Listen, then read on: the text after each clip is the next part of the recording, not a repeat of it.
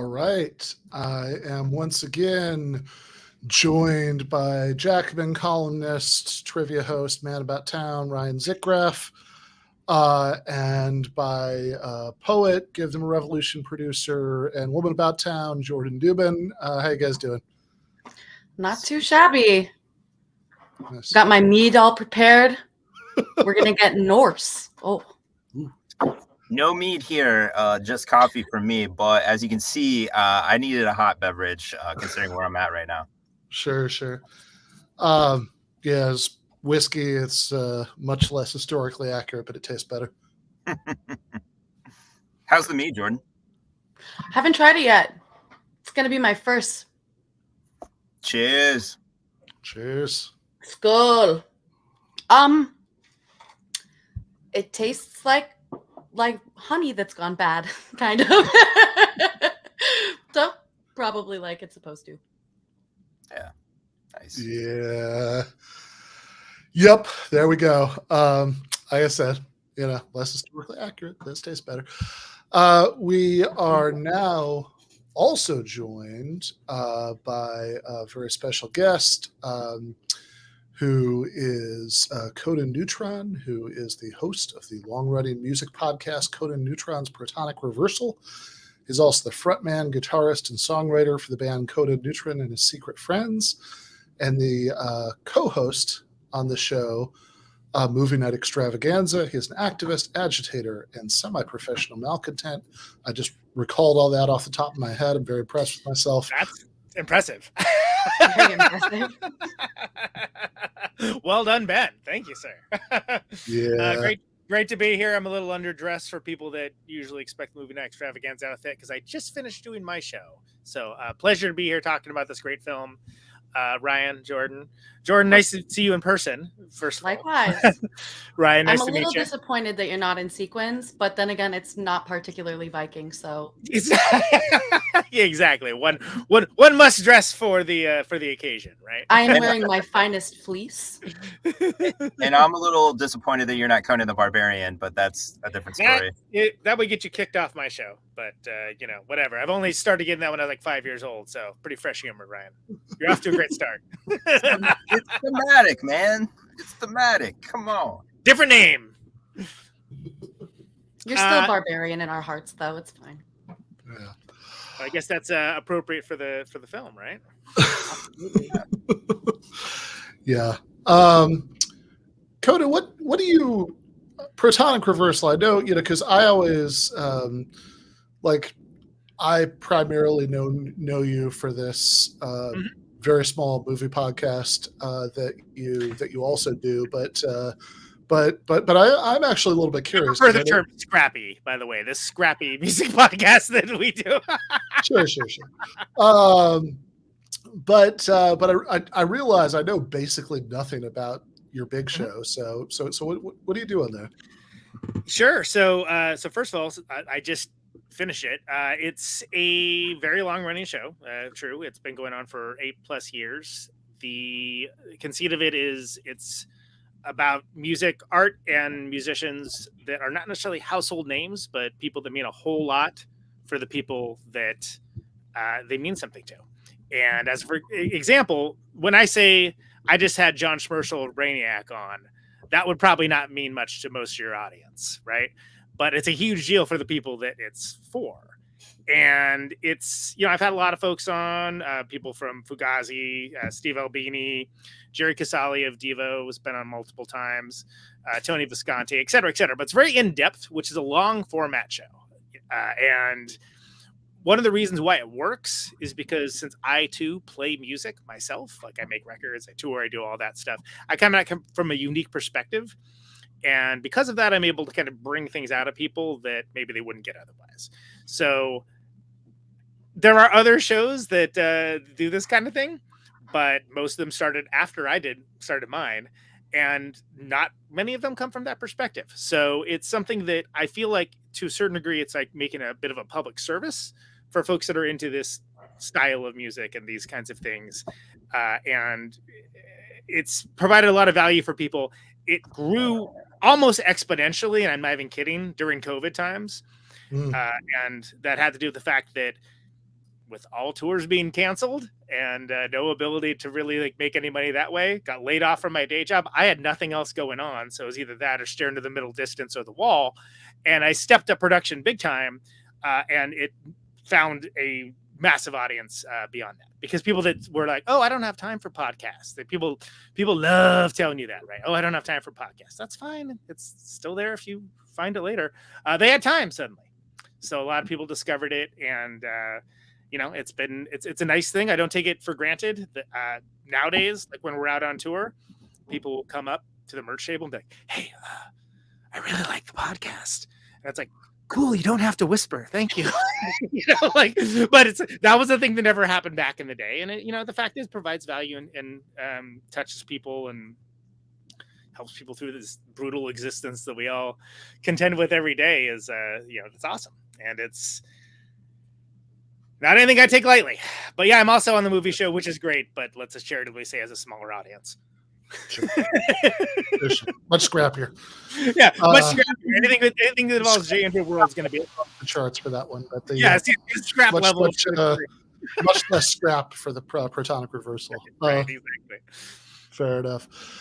Well, yeah. So this is fun. I wanted, I think originally, we did the Vivitch a couple weeks ago, mostly just because when I do movie things on here, we tend to do a lot of horror movies. That's one that I particularly like.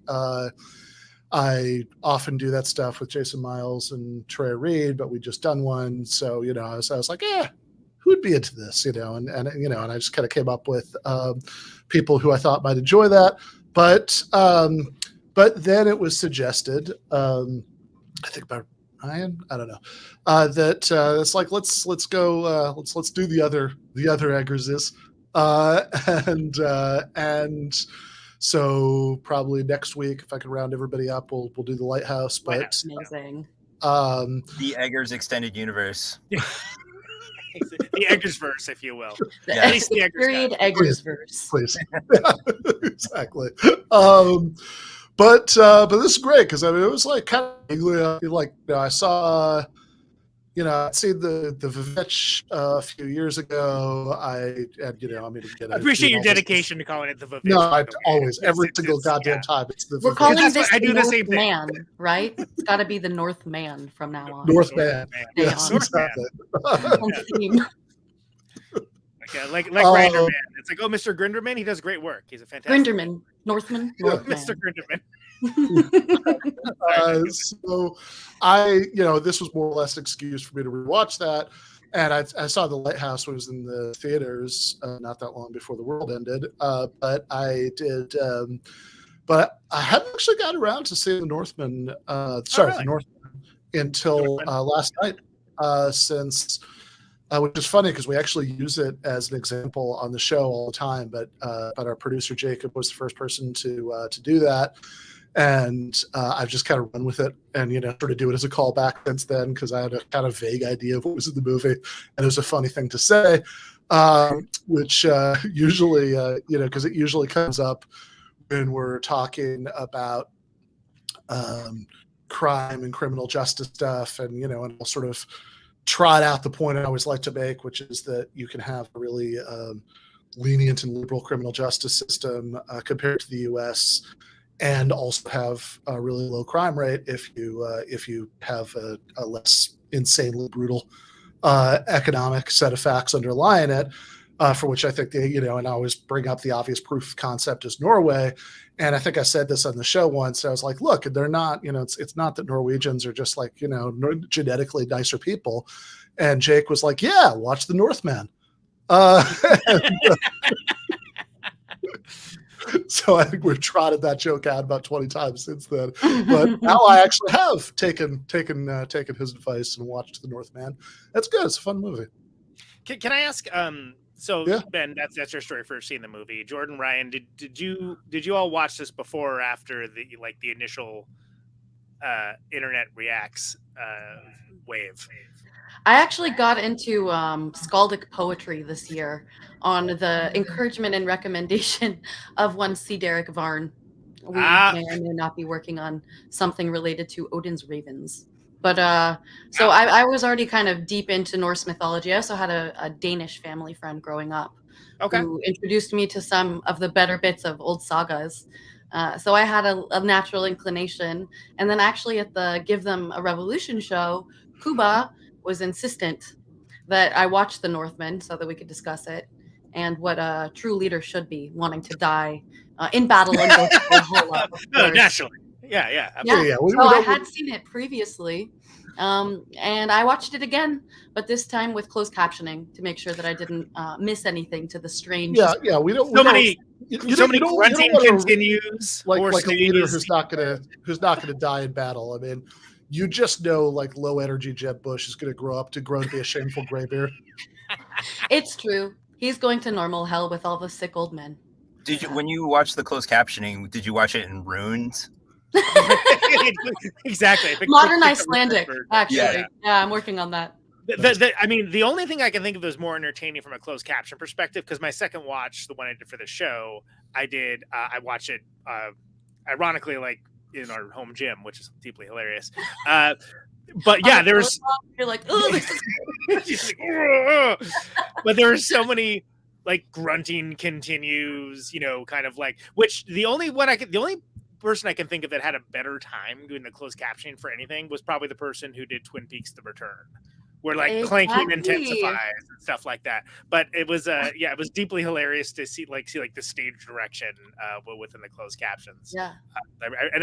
But it makes you appreciate, for me anyway, it makes me appreciate the sound design, which in this is fantastic. It really is. It really is. There was a lot of ethereal whooshing. It was very Twin Peaks Return. Ethereal whoosh continues. Yeah. Yeah.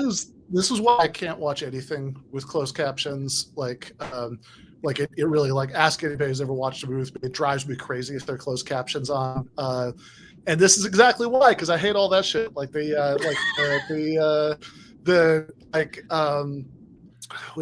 is it? I remember in the bitch. When I was watching that, like my HBO app on the Apple TV will constantly turn on the closed captions for no reason without me asking it to, and I have to go through and like change it in settings to turn it on. So I remember it was on when that movie started, and there was something like that. It was like, it was like haunting music or something. It's like, oh god, I'm not going to get through this if I'm watching that the entire time. It's a bit distracting for sure. I'm deeply appreciative of it, especially like so I can't remember I think it might have been a Guy Ritchie movie or something, but I was like, I just don't understand I had to keep rewinding. Like, what the hell did they say? Like, it's just like there's too much rapid fire slang and like heavy accents. I'll throw it on at times occasionally, but yeah, it's always the stage direction that cracks me up. And you can always tell when the closed caption person's kind of having a laugh, if you will. And I think that's always, I'm deeply appreciative of that, because I bet it's probably a boring job most of the time. Ryan, when did you see this movie originally? Did you see it like last night? Oh, so you hadn't seen it before? Yeah, I hadn't seen it before. Really? Okay, cool. Yeah, no, I tried to sync with Ben watching it, but no, I watched it kind of stoned in bed, so especially the end is a little foggy, but the whole movie is a little foggy. So I was gonna say, actually, the whole film's relatively foggy. Yeah. Frankly. Well, and so the reason, I have a specific reason for that, because there was a lot of backlash when the movie came out about the wrong people sort of identifying as like a how-to guide or something, rather than like historical anachronism. Like, oh no, times were brutal, and like maybe not the best time to like necessarily be like a woman, say, or child or anything, but like a straight white dude with a weapon, which is sort of like, yeah, which I was like, wait till you check out the rest of history. It was my reaction to that. But like that was a like sort of tempest in a teapot, like internet outrage. Things cannot possibly be any different than they are now, or needs to be removed immediately. That I feel like this movie behaves better as a viewer if you just don't know any of that existed. If you're like, cool, that is a conversation that never happened, we moved on to clowning Elon Musk, great. No, but you know what? It could be good for the left and the right, because I kind of feel like it was a movie about the abolition of police, but based. Okay, yeah, that's a we'll call that a loose interpretation, but I appreciate the pluck of it. That's good. I mean, this is definitely no professionalized police force going on. I mean, you know, like you have class consciousness, but it exists mostly between the ruling class looking at their slaves, like when are these people gonna rise up and kill us in our sleep? Surprise! One of your own actually pretending to be a slave. Right, exactly. Yeah, it's like it's like the of course you're going to always start out with more class consciousness there. I mean, it's like the old thing about why Marxist stuff in the Wall Street Journal, because it's the only piece of mainstream media that's honest about class. Like, right, exactly. Just coming from the dickbag perspective, but they're honest. Yeah, they're honest. It was like, ooh, I don't know, man. This unemployment is getting a little too low. We might have to raise wages. Yeah, no, fair enough. So let's kind of go. I mean, it is kind of funny, actually, like what Ryan said about watching it a little bit stoned. It's a little bit foggy. I mean, in a certain way, that sort of feels like what it's designed for.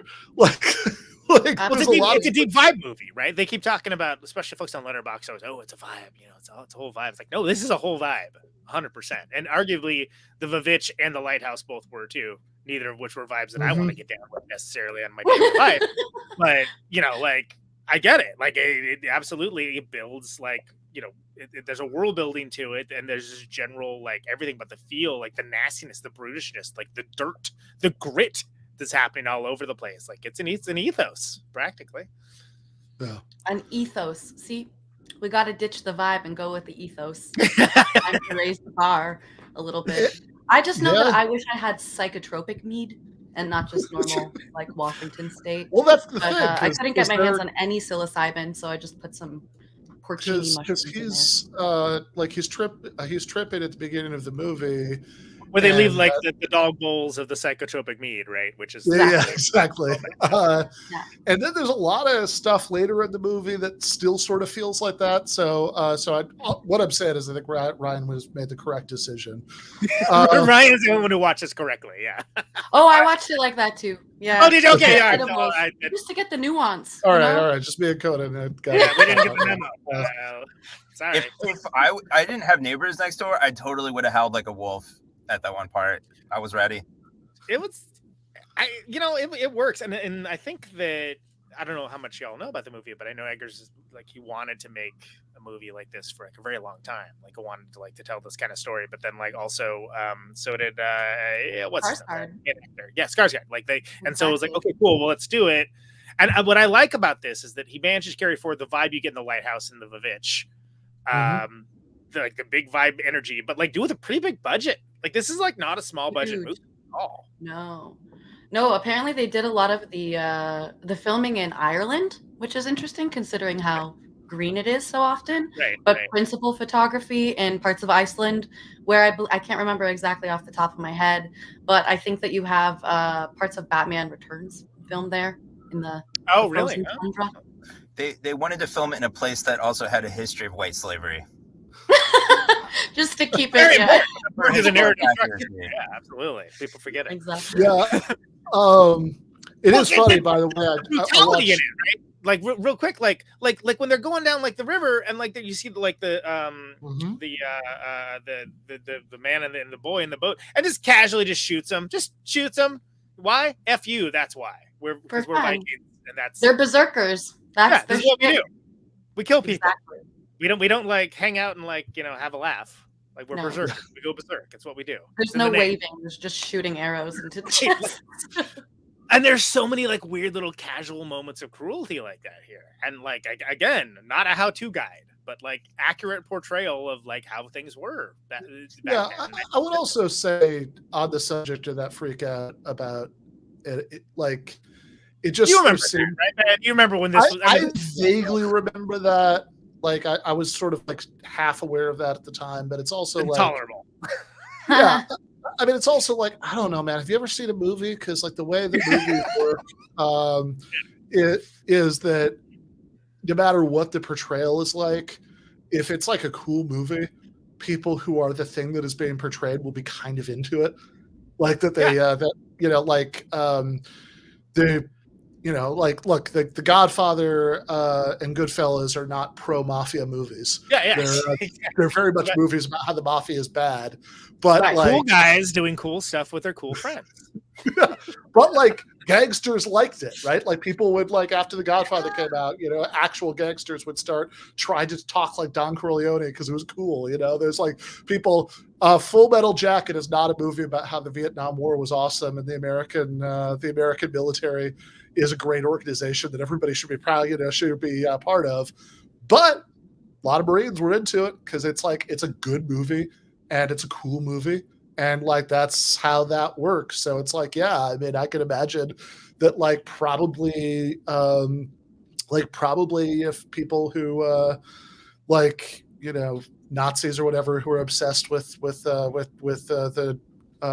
Vikings and Norse stuff were into this, but it's like I also don't think that matters in any way. Like that's like that's I don't think you should be like, well okay, we're gonna try to anticipate. It's like let's also get rid of like any metal that's too cool because Nazis will like it. Right.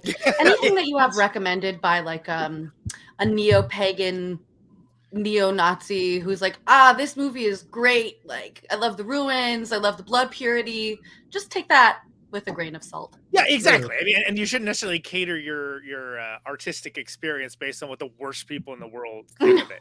Yeah. I mean, it's just like it's like the thing we were talking about. I was in LA after the live show.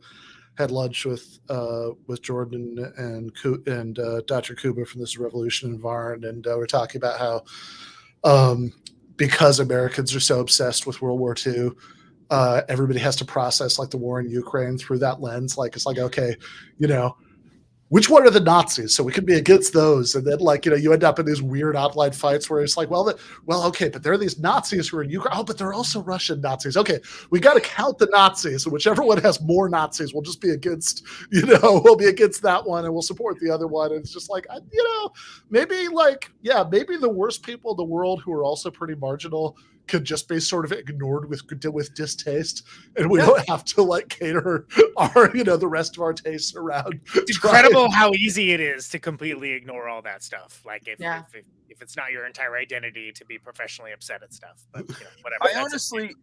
I honestly think it was less a gateway drug to the alt-right and more towards Norwegian death metal. Yeah, exactly. I mean, the crows, that music, the violence. I totally wanted to riff on guitar, play some really sludgy metal. Yeah. You want to totally you imagine some I'm trying to think of like Bathory or something playing. I guess Bathory are Norwegian, but whatever. No, I mean but it's like wait till they hear about Birth of a Nation, right? I mean yeah. If you're going off of what the people that you politically find disgusting, I mean, idiots like all kinds of things. Don't who cares? So I'm glad that most of that has subsided, and the people, especially when it comes time to award season and stuff, people are trying to take this as face value. Which to me, this is the best iteration of what Eggers has done so far. I think. And a lot of people, I'm heretical. I did not love The Lighthouse. I appreciate The Lighthouse. I love the performances, but did not make it on my top 20 list. I did love how you just used the term heretical when that would be more appropriate with The Witch. Yeah, absolutely. The Witch, the Vavitch, as I think you were trying to explain. Yeah. I thought that one was super interesting and cool, but so far for me, this is my favorite of the three movies that. Okay, well this is interesting. Maybe we should revisit this at the end. See what everybody's Eggers rankings are, but power rankings. Exactly. So I am just reading off an online summary here, just so I can remember everything that happened in this movie. AD 895, King Arvandil. Okay. Orvandil, yeah. Orvandil. Trokies. Got that first syllable. Ethan Hawke, who is running around. I thought it was Josh Brolin at first, actually. He's really You wouldn't expect Ethan Hawke to be in this role, right? And that's kind of why I love it. It's like, is that Ethan freaking Hawke? That's awesome. But he dies really soon. Sorry, Ben. skipping ahead. 8895, King Ethan Hawke returns to the fictional island of I'm not going to even try after his overseas conquest. Raffensee. Say again? Raffensee. Yes, that. It's like a fake island in the movie, but an actual part of Iceland. But they don't want you to know that. It's supposed to be somewhere near Orkney, kind of Scottish Isles. Still belongs to Norway. That's Jordan had a little mead, and now she knows everything. It's rattling it Nordic off like poetry. Yeah, I borrowed it from Odin. I think she now can got tell. us some maps, cartography. I Yeah. did look at a map before this. Yeah. She But, can tell. She can tell that we're all just beasts wearing man skin. We're not ready for this. True.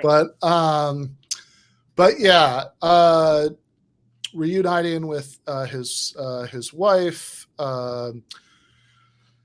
Queen. Say it? I'll do all the names. Don't worry. Queen. Yeah, Queen Guthrun, wife of Gudrun. Orvindale. All right, and his heir, Prince Amleth. Nailed Yeah. it. All right. So he Which is an comes- easier name than the actor's actual name. And Skarsgård, if you like, that's tough. That's tough if you don't know him. Anyway, go ahead. Yeah. So in any case, the King Ethan Hawke is getting back at the beginning of the movie. It's done with just cinematically, it's a really good scene. The way it opens up, and we have Prince Amleth running into his mother's room to tell her, which is already like, she's like mad that he like went into her room, which is like man, just a little bit of a we're just like microdosing some edible stuff right at the opening minutes of the movie with that. Right. And then they greet the king. They have this big feast. There's some weird static with the king's brother, who there's some court jester-ish person who seemed like. Yeah, It's an that's average Willem night on Dafoe, by the way. It is William. Yeah, and by the way, average night on movie night extravaganza. It would be what I say what his quips are. Like it's sort of like really like you're getting that okay. I just want to throw in here that like we're supposed to get touches of Hamlet by this point with the king's brother, with the jester, Yeah, and all of that. I mean, like it's a pretty thorny bar, but that dude kind of overreacts. Like, but we see why later on. But like, yeah. So the jester suggests that the king's brother and the queen, that something already will be happening there. King blows it off. Man, He's just joking. It's a joke. It's a joke. Don't get excited. joke. That's his job. This is why I keep him around. Let him do his thing. Yeah. No. But if he's going to give respectful commentary, as a jester. Exactly. King Ethan Hawke is actually where not canceling comedians goes wrong. But in any case, he then after dinner, he's very concerned about young Prince Amleth because he's it's like, look, I am this crazy AD 895 warrior king guy. I'm gonna die like any minute now. I've got this massive wound. Check it out. My chest is like bleeding as we're having this conversation. Very casually. Oh, by the way, I got mortally wounded. So Yeah, maybe it's time to show him the ropes a little bit. Yeah, average Tuesday, but whatever. Yeah, exactly. And so then they go to then they go down like into the basement and do this crazy ceremony with the psychotropic mead where the the jester tells them that they have to prove that they're really that they're not just beasts with man skin or whatever he said, and which for some reason they prove by burping and farting, which actually seems like something beasts could do.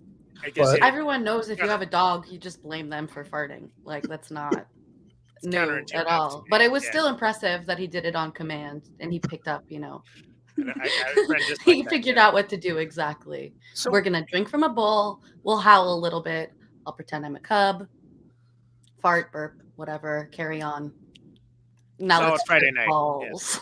I'm gonna look at my dad's wound, cry my last teardrop. It's a big moment in my young adult life. Yeah, it is, Ryan. So we've been talking about, Egger's movies. What kind Uh-huh. of bro is he that he's had now 2 movies where farting is like a weird sign of, I don't know, manliness? Because in The Lighthouse, it's like, well, it kind of drives what's his name insane. Yeah, it factors Mhm. heavily into the narrative for sure. I mean, I don't remember any farting in the Vitch, but I don't know. it was Yeah. implied. Farting was implied. Farting was implied. Farting was implied. Yeah. Mm. No, I'm pretty sure in the world of the Vivitch, if you fart in front of somebody, then like that's going into your morning prayers for the next year. That's the not played at the Sabbath. I farted. Definitely. That I or mean, you're like, possessed by the devil already. This is flatulence. Like, Yeah. it's not- Anybody had done that, they would just like, they wouldn't have to go through this. Like, okay, we'll lock you up with the goats while we figure out until we know what's going on. We're just Until we figure it all out. Yeah. The Puritans, when you farted in church, they would stone you. But with the Vikings, it was like, hell yeah, dude. It's a statement of honor, really. Yeah. I think the next thing Eggers is doing is a thing on Rasputin, like it's a mini series or something. Right. Oh, Maybe nice. maybe we can count the farts in that one too. He was We'll see. known to be very stinky, so I wouldn't be surprised. Known for his farts, some real rippers. Prophetic farts. That's why I bring on the show, is to elevate the discussion. Yeah. Truly.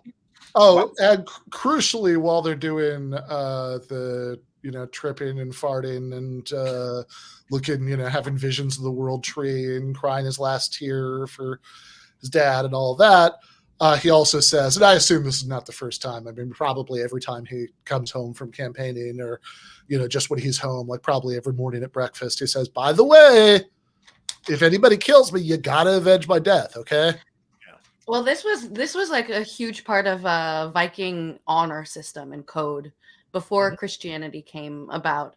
They had it's called Drenger. It's like the quality of manliness, basically, which means like if you have one of your slaves killed, then you get to kill the other guy's slave. If one of your family members is killed, then you have the right to kill an equal member.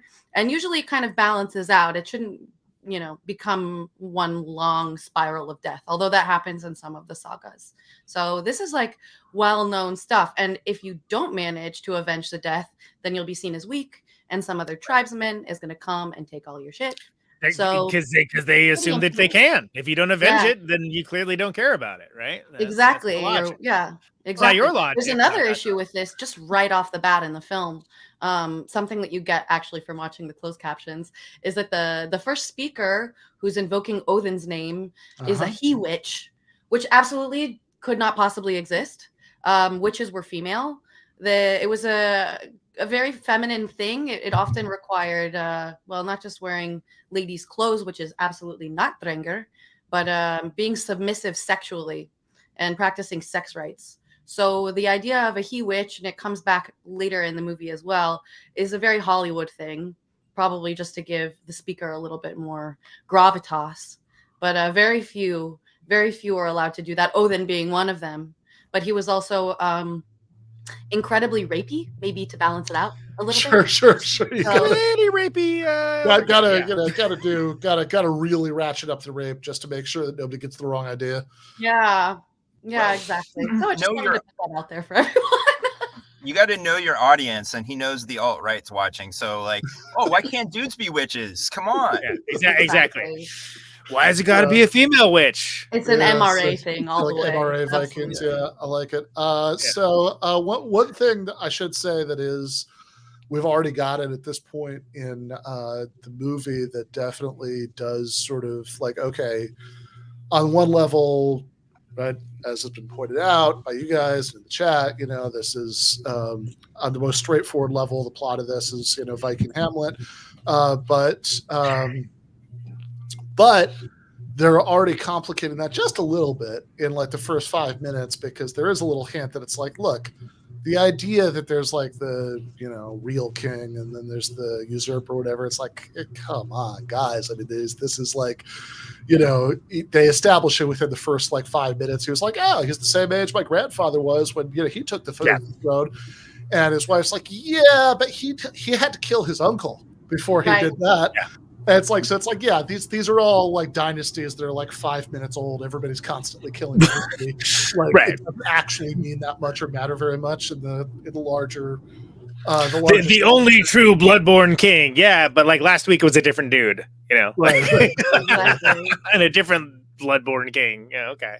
They also imply that Fjolnir is a bastard, that he's like maybe the half brother of the king. So it gets complicated pretty fast. You got to live and die by the sword in order to Zeus and Woden both were excessively rapey. I don't know if they could have a rape off necessarily or whatever, but like they both sired many bastard children, and they were always running around hassling all the mortal women. So. Indeed. So the next morning, because this is, as you say, I mean, it's last week it was somebody else, next week it'll be somebody else. So the next morning there is a palace coup, and the uncle kills King Ethan Hawke while Prince Amleth watches, and his promise to avenge his death is very fresh in his mind. And so he manages to flee. He successfully fights off one of the burly men who's chasing him down, and like cuts his nose off. Old Norse rhinoplasty. I love that. Sweet deals on plastic surgery. Yeah. Exactly. That guy just lies later too. He's like, kid's dead. Don't worry about it. Super dead. This? No. What happened to your nose? With that little thing on our. Oh no, I never had a nose. I never had that. What? Nose? I don't have a nose. Yeah. Like, did the kid do that? Oh no, it was a eagle that came out of nowhere, and oh, look at that. Exactly. He's like, forget about it. It looks cooler this way for sure. I just didn't I'm like way it. It wasn't working now, for me. and to be really effective in battle. Exactly. So next time we see Amleth, after he's rode away, muttering to himself like a crazy person about, sort of screaming into the void about how he's going to avenge his father and free his mother, because we should say he has seen his mom be carried away by his uncle, and he assumes non-consensually, and she is screaming a bit. I know we can skip ahead to what she claims later on. We'll get there eventually, but I gave it a good listen the second time.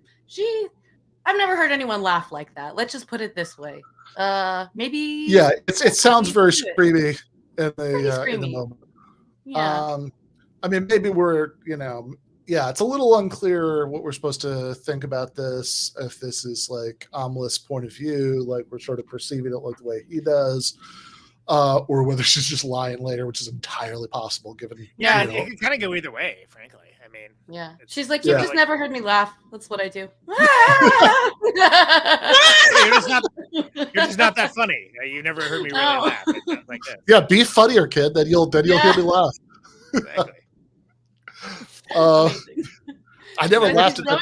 He's like, I will avenge you, father. I will save you, mother. I will kill you, Fjolnir. Just a million times, like just in case you forget. Where am I going? I think in case you just walked into the theater and you came in late, maybe like okay. Yeah. Who's he gonna avenge? All right, got it. Yeah. Sorry, I had to take a bathroom break.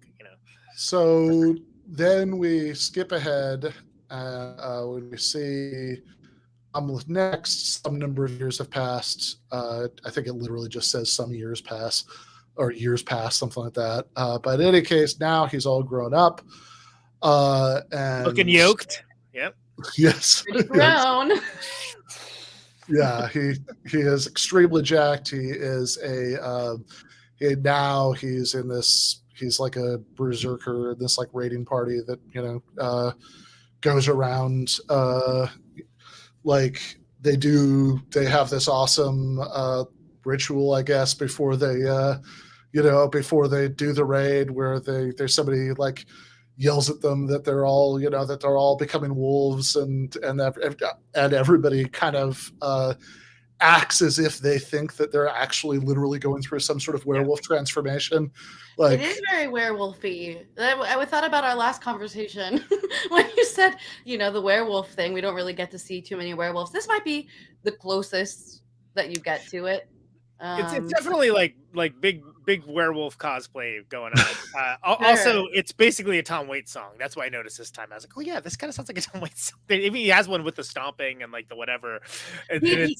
There's a lot of Tom Waitsy voices in this film, actually. That's a really good point to make. But the berserkers are interesting. Everyone knows the word berserk, like it's the original going postal, I guess, in a way.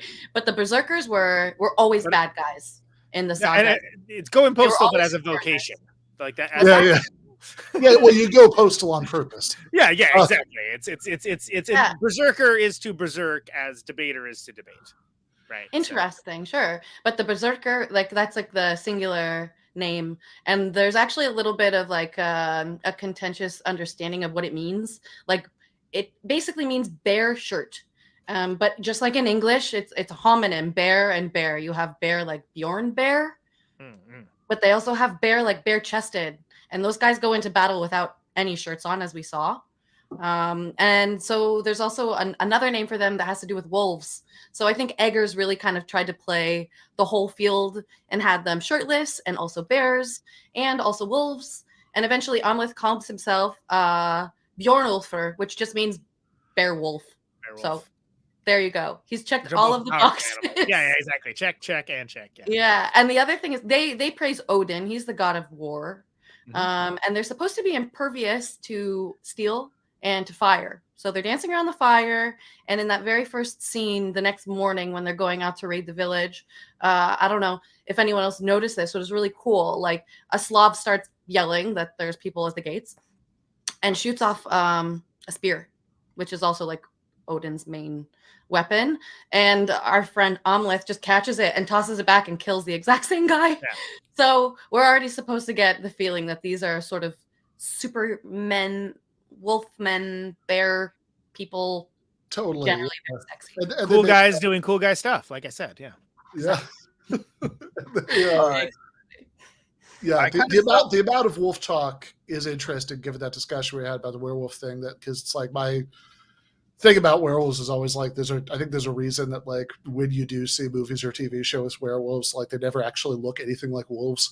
It's always like some sort of weird, vaguely gorilla-ish thing with a sort of wolf face, and which I think is because in the late 20th and early 21st centuries we don't actually find wolves very scary. It's like a big dog. It's like a husky. It's like, we sort of realize in the abstract that could be dangerous, but I mean, it's not really like a visceral fear that we have. It's not carrying your child away. Yeah, exactly. I mean, versus a guy wearing a wolf like skin on his head. No, that guy you'd be scared of. Moon, who's about to rape, pillage, and plunder you into, chattel slavery. That's pretty terrifying. Yeah, that is pretty terrifying, and you feel a little bit because they just constantly bring up the wolf thing throughout this movie. It's like oh yeah, no, that's like the scariest thing they can think of. Yeah. What can I do? I just kind of felt like in this early stage of the movie that it was kind of like Viking CrossFit. Like I don't know if you guys have ever done like CrossFit. There's people that like try to pump you up a lot before you go exercise, and then you go on this like extreme course, running around, jumping over obstacles, catching spears, throwing it back. Like I've been to some crazy CrossFit classes, and it reminded me a little bit of it. The Scandinavian form of high intensity interval training. High intensity interval training. That's great. That's awesome. there's no other time that would be more appropriate to mention this, but the name Conan in Gaelic actually means little wolf. Huh. Oh, So, in little wolf. Gaelic. That's cool. Yeah. And Very being nice. of- Beowulf means Yep. bee wolf, which is weird, but it's like not that they're connected. It's a kenning. It's a metaphor, a compound metaphor. Bees and wolves are thought to be like animals of prey, so they're hunters. So it's necessarily scary until you translate it, and then just. I don't think I ever truly appreciated Beowulf until I read Grendel. By the way, I thought okay, now I like Beowulf, because before it was like, this is baby stuff. Baby stuff. Question: did you guys play any like Dungeons and Dragons or any video games that had berserkers in it? Oh hell yeah! No, No. I'm not cool enough. I could Barbies. pull down literally books from the bookshelf that are resigned to their own section that probably has the berserker entry in them. Yes, Ryan, I have. Yeah. Okay. Yeah, because I'm a nerd and I play Diablo, and the barbarian is a big class in that, and they have like double axes and wolf skins and stuff. So it prepped me for the lore. Yeah, I was gonna say, sounds like it. Yeah, it's No, prep for cool guys doing cool guy stuff. Like playing Dungeons and Dragons, for example. Yeah, exactly. No, I'm at a disadvantage. Never did that, and I still can't believe I've never been involved with the what is the Varn and the game and materialist. Yeah. I was I'm right here, boys. I've right never here. see that. I think at one point they actually asked me to, because they just assumed that it's like, oh, Ben, you're a big nerd, you must like this, right? It's like, no, they have a. It's like no, I've never played like a role playing game in my life. I don't have and I didn't really like probably. I mean, even though I'm sitting in a gaming chair because I like hurt my back 2 years ago, so I started getting these things.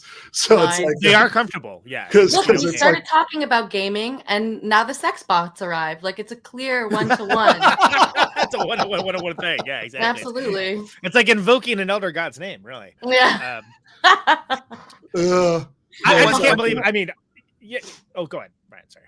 Oh, I was just gonna mention, like, when you play Berserker in Diablo, the more you fight, it builds up your like battle rage meter, and I felt like that scene where they're like, barking like wolves and stuff was kind of like building their rage meter. Absolutely. nice. Yeah. Amleth has to take like a barking break as well, just to like pump himself up again before yeah. murdering women and children, which Yeah, is yeah. not a Viking thing to do, but it is a berserker thing to do. So I got the three main Oh my God. D&D books. Jesus. I'm gonna try to find the berserker entry, but I'll do that on my own time. You don't need to stop for me. Not that you're going to. Yeah. But yeah, he is taking the wolf thing very seriously. He's like literally tearing people's throats out with his teeth. Yeah. That was a little Mike Tyson of him. It really was, yeah. So he so after they have committed the early let's see, the early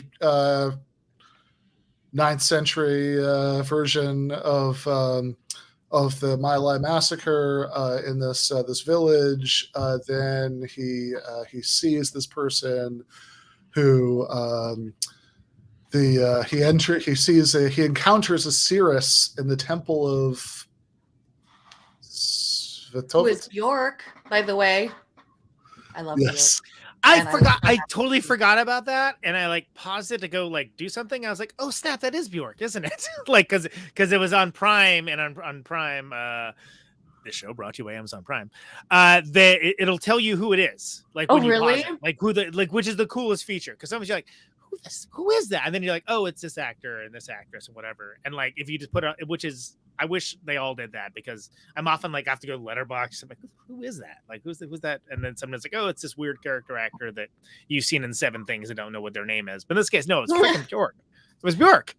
Yeah, I had to keep searching, because before my immediate Josh Brolin mix-up, I was like, all right, who's actually in this movie? Josh Brolin would make more sense in that role. You would think it would be Josh Brolin. The fact that it's Ethan Hawke, I love it. But the fact that it's Ethan Hawke is like, that is not who you would think of to be like the king, right? Like, For sure. Would He has not be the aged. first year. Nicole Kidman suspiciously not so much. Bjork, Well, that's Bjork. I was What's wondering that? if that's where a lot of the budget went for that for this movie was Nicole Kidman's face, which by the way, it's kind of funny because the ages are funny because like the average person probably lived to like 35 then. Oh yeah, Graybeard was like 33. Yeah, exactly. Nicole Kidman is 55 years old. She qualifies for AARP and she looked like 30. It's so weird. It's the same thing like the parents from The Witch. Like we can safely assume they were in their late 20s, maybe tops. Yeah. So Yeah. hard times. They yeah, exactly. And they look like they're like 60. Looked like she had never touched anything. Like just clear, smooth face. Yeah. Her accent was the strangest. This is why I can't stand the like degrowthers who think they're like eco-socialists or whatever. It's like, guys, like you realize 99.99% of human history was like nightmarishly awful, right? Like that's exactly. Like the modern world is a good thing. Like run with it. Yeah, everyone thinks time travel is great until they like end up in an area where there's like out of control like plagues going on and everybody's like dead from dysentery. But no moisturizer either. It's and no moisturizer. No. It's terrible. I think this is so on Film Suck, Eileen Jones when they covered this movie. Eileen brought up, and I'm gonna evoke her because as a dude, it's kind of weird for me to say this or not. I think Nicole Kidman's weird plastic surgery works in this. Like it works to make her more like kind of crazy, like unearthly looking, like sort of like as a figure in the narrative of the story about how he perceives her as well. I think it actually works, but it is notable. Like it's impossible to ignore, right? Like I mean, as someone that like she was an astoundingly beautiful woman, but like she's gotten some plastic surgery, it's like a little like kind of I've seen a lot of Nicole Kidman because I keep going to see movies at AMC, and every single goddamn AMC movie starts with the same commercial. They only paid for one, and apparently they've been using it in every movie for months and months of Nicole Kidman going on about how amazing and magical movies are just before. It's actually a magical prison she's stuck in, and like that's her punishment is to say that for 2,000 years. Is that like she has to repeat that script? It's actually her. She's just been bizarre. She's pissed off an evil wizard. Yeah. They could skimp on Bjork's face fillers, surgery, whatever, though, because she got to wear like a really cool headdress. Yeah, because which is like I don't know if that's historically accurate or anything, but certainly listen. No, I don't think any of it's historically accurate. I mean, like if that's what you're worried about, yeah. It was cool. So Bjork in the temple wearing the crazy headdress and everything tells him that it is Odin's will for Amleth to take revenge on. Give me the uncle's name one more time, or I'm just going to say uncle. Fjolnir. Yeah, that guy. That it says that it's his destiny, it's Odin's will for him to take revenge on his uncle, and advises Amleth to follow the vixen's tail, and that his fate is intertwined with that of a maiden king. Soon after, Amleth learns that guy, the brotherless, has lost his throne to King Harald Farhair of Norway, and now lives as a sheep farmer in Iceland. Which is a piece of information that drops in his lap at a very convenient time, right after he's had the conversation with the seer. She hasn't filled him in on this, but somebody passing by says like, "Oh yeah, by the way, you know that king that killed his brother, just lost his throne and went to Iceland. How about that? He died in vain. Super funny. What was it all worth? Didn't work out like you thought it did. Like no. That's a great meme of how it started, how it's going. Exactly. They didn't vote, and so democracy died.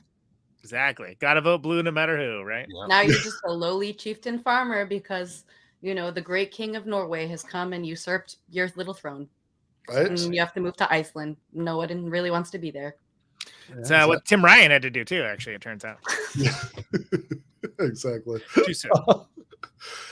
Yeah.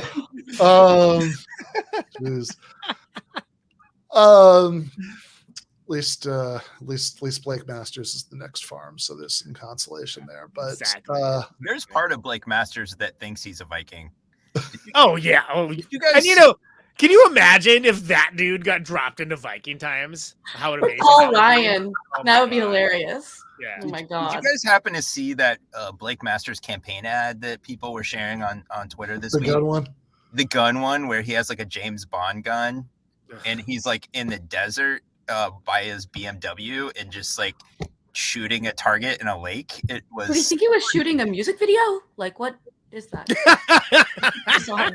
and it was just him being like, "Yeah, this gun's cool. I've always wanted one." Pew pew pew pew pew.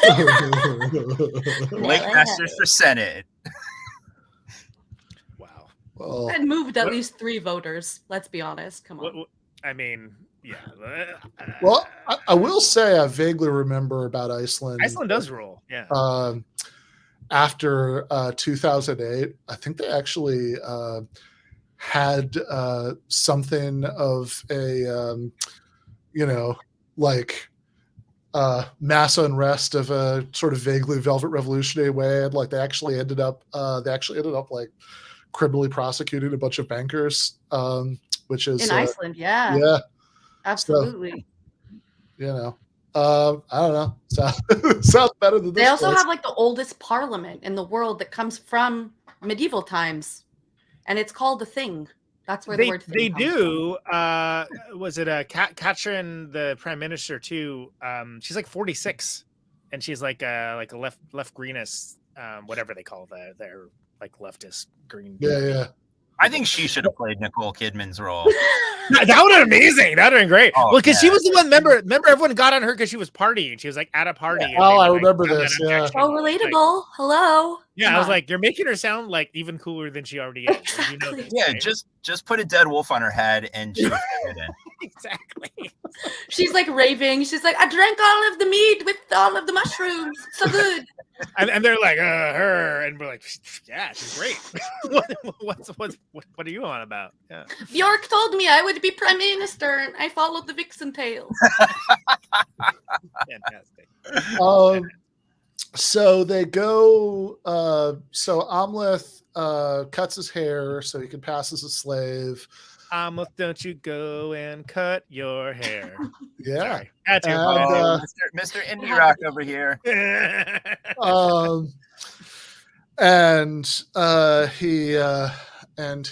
He meets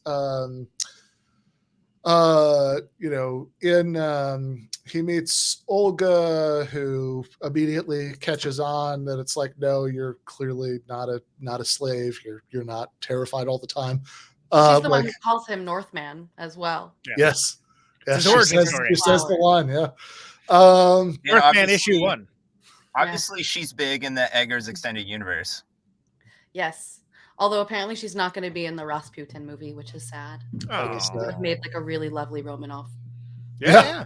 Definitely. Why not?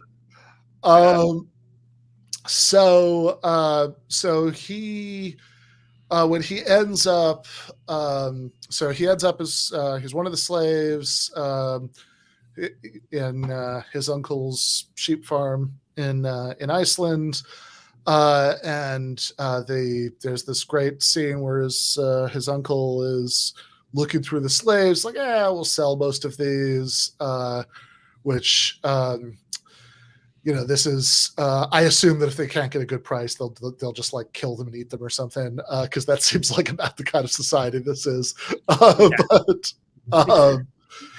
The strong social safety net isn't what it is these days. Yeah, exactly. This is a very early version of Nordic society. They're still working it out. Yeah.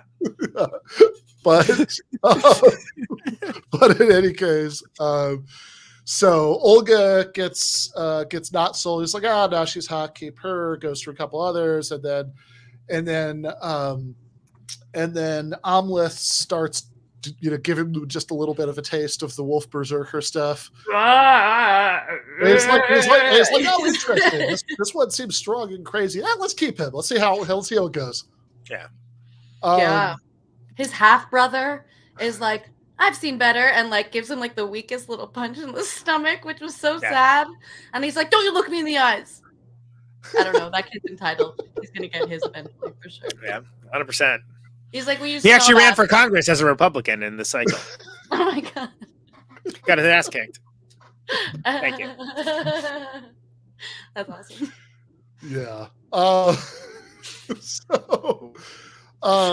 So he's saved, and shortly afterwards, there's some stuff that happens where he's sort of. It's also very Hamlet-like, by the way, where he's following around his uncle, trying to figure out when a good opening would be to kill him. Which I remember always one of the details that stuck in my head from Hamlet was the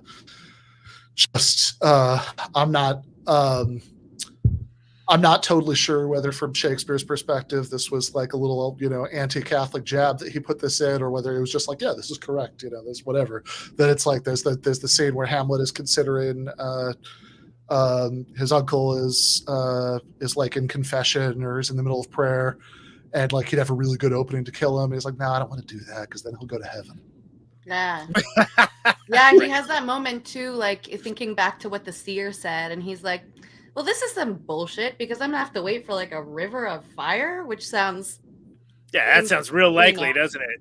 Yeah, I gotta go get the sword first. In the meantime, I'm just gonna like cause some havoc and see what I can do. But luckily, the plot kind of moves faster than that. Yeah, exactly. So he does find this crazy sword at the gates of hell. Jordan, what the hell is that? So hell is both a place with the same name, but only one L.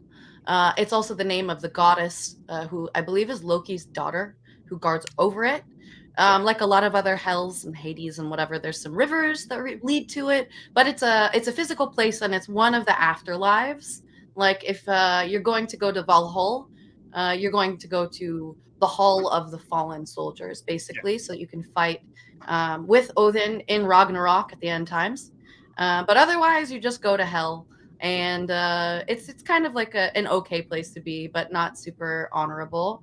And it's a strange thing too, because they used to do these Viking funerals, which people have probably heard of and conceptualize as cremation in a boat, which it was some of the time, but for the most part, what you have are burial mounds, which is what we have here.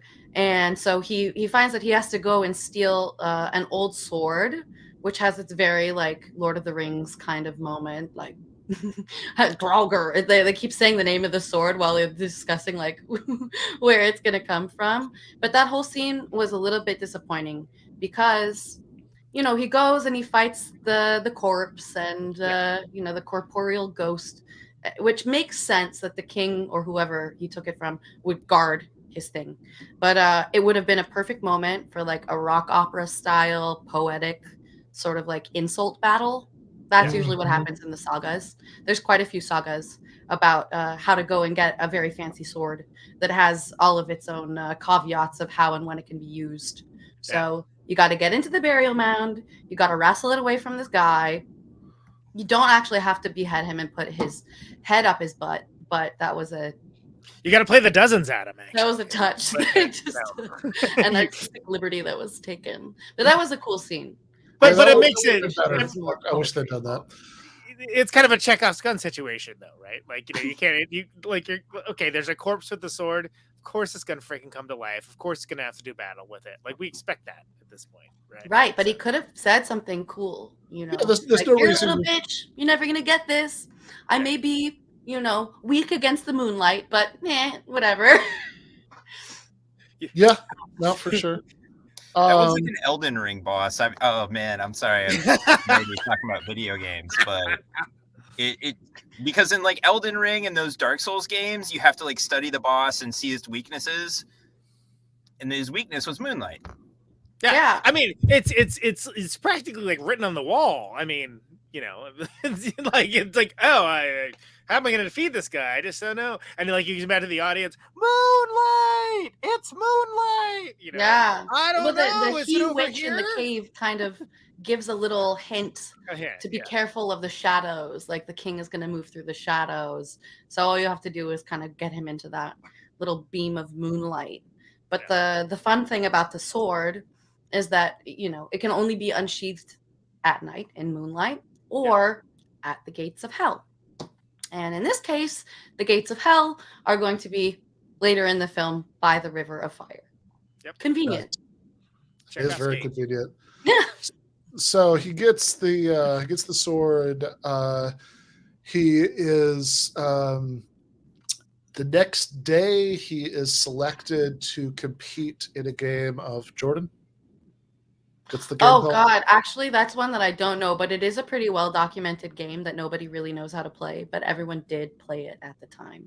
And I think they may have taken some liberties, but it looked pretty convincing, and they cast the strongest man in the world at the moment to be the super brutish guy. Yeah. It's like field hockey, but slightly more violent. Yeah. Slightly more, Yeah. I mean, it's field hockey, but at more of an ice hockey level of violence. It's not like Aztec level with like you're playing with a severed head, but that might be the next step. Yeah, I mean, it does seem. I mean, this is actually. I was gonna go for cornhole, but cornhole, pickleball, one of those. As a the most innocuous sounding game. That's the joke, right? It's like, oh, now they call it cornhole. I mean, I will say but actually, cornhole does sound violent and like it implies rape somehow if you don't know what that game is. So it is always one of the things that I like about hockey, that there's that it's just sort of weirdly accepted that there'll be some violence. Oh yeah, someone's gonna lose it too. That it's like if two like if two guys, like in the middle of a basketball game, but two guys got into a fist fight in the middle of the court, that would be like they would be talking about that at all. Like people like talking heads would be having opinions about that on ESPN shows for the next 3 months minimum. Very racist opinions. Sports gotten too violent. Oh yeah, well of course. So I'm sure they would, right? But it's like but in the NHL, it's like there are all these weird euphemisms. Oh, a lot of physicality in this game. It's like they're literally whacking each other with sticks and like you're at it again. Just checking to make sure you can still bleed. Yeah, I mean, you can like literally get into a fist fight on the ice, and it's like, all right, well, 10 minutes in the penalty box, and then you can come right back out and play again, because like that's just it's just accepted that that's how it works. But in this case, it does seem to be a bit more violent than that, and in fact, crucially, as a plot point, it seems just a little bit berserkery, like that like people while they're in the game seem to sort of be running with it so much that they don't quite know what they're doing, which is going to be really important because Amleth's kid half brother races out in his excitement about what's going on in the game, and Gunnar, he's the only one with a normal name.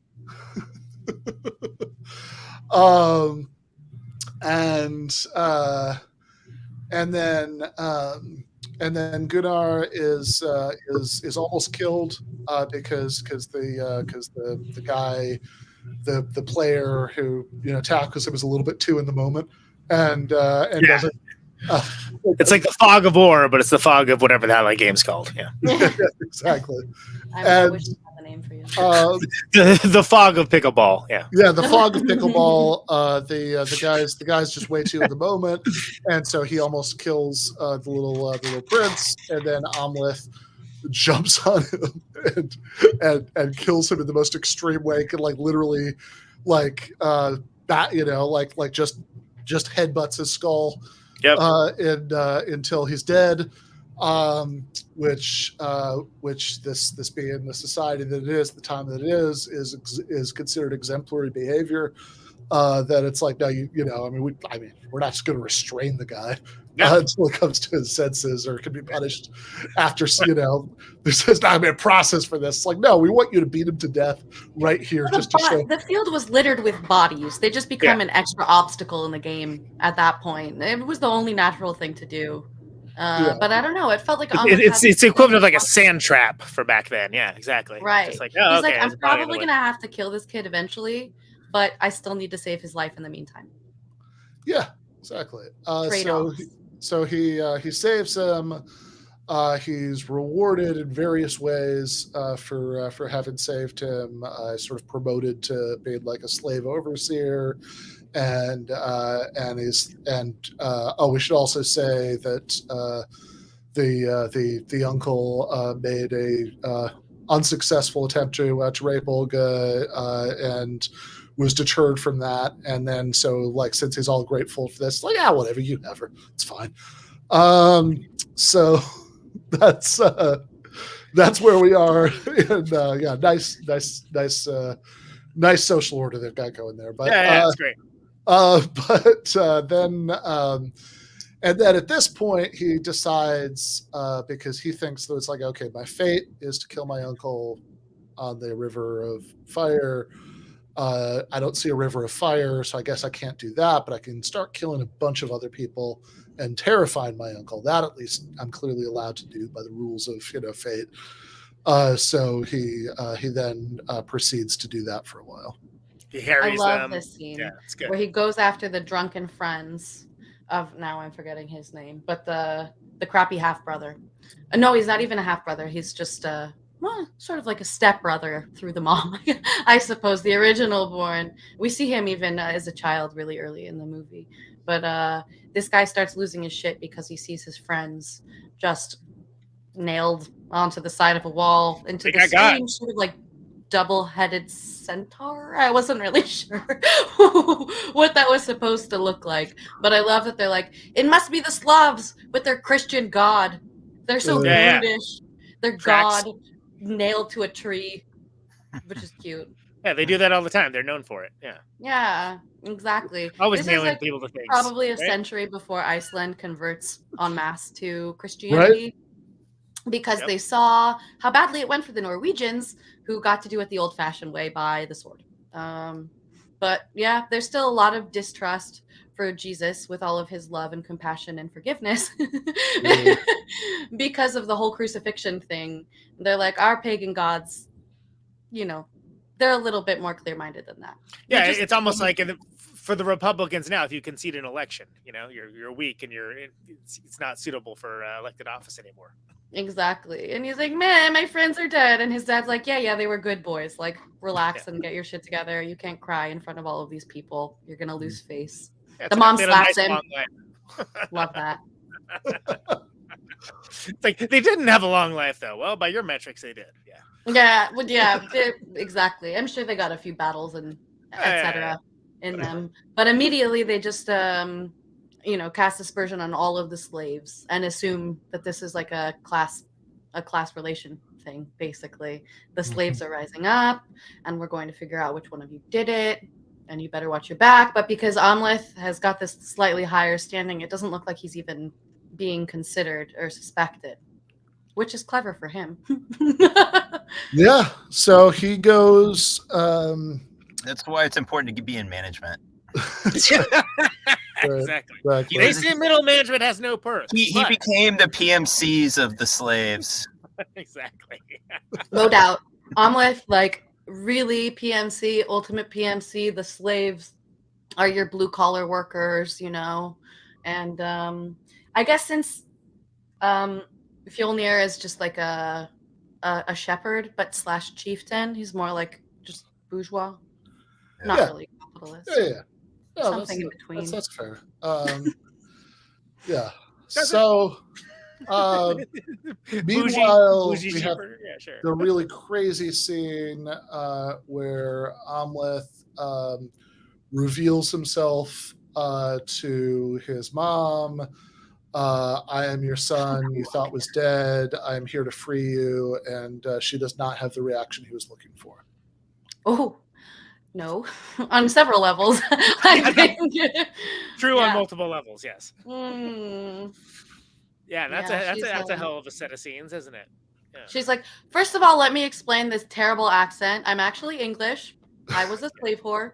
Sorry to bother you with that information. Your dad sucked. All he cared about was money, not love. Love being super important to Vikings. Last time I checked. Known for their love, yeah. I was really happy and may have been conniving that moment that you opened the door for his death. I love brushing your uncle's hair. It's one of my favorite pastimes. And if you're really as ambitious as you look, maybe we could hook up. I don't know. Just you and me, you know, mother and son reunited. Nah. He wasn't having that. I think he wasn't prepared for that emotionally at all. Like, No. could have just to be killed fair, her the in that audience moment. wasn't either. So, you know, Yeah. what's No, up? no one was. Whoa, hey. Yeah. If Yeah. only Nicole Kidman had fewer, you know, like plastic surgeries and fillers, like she could have given us a broader range of expression. Like, I feel like that also was a moment that we were owed a little bit more in, a little bit more build up, a little bit more coming from that. But she's like, oh, no, you don't understand. I am an evil bitch, actually. And this whole thing is amusing to me. So good luck. Yeah. I just Mostly, enjoy doing evil. That's my favorite. yeah. Mostly, I like evil. I like power. Again, going with like there are no like true king, whatever. It's like no. I mean, we made up some shit about like my origins. I was a slave.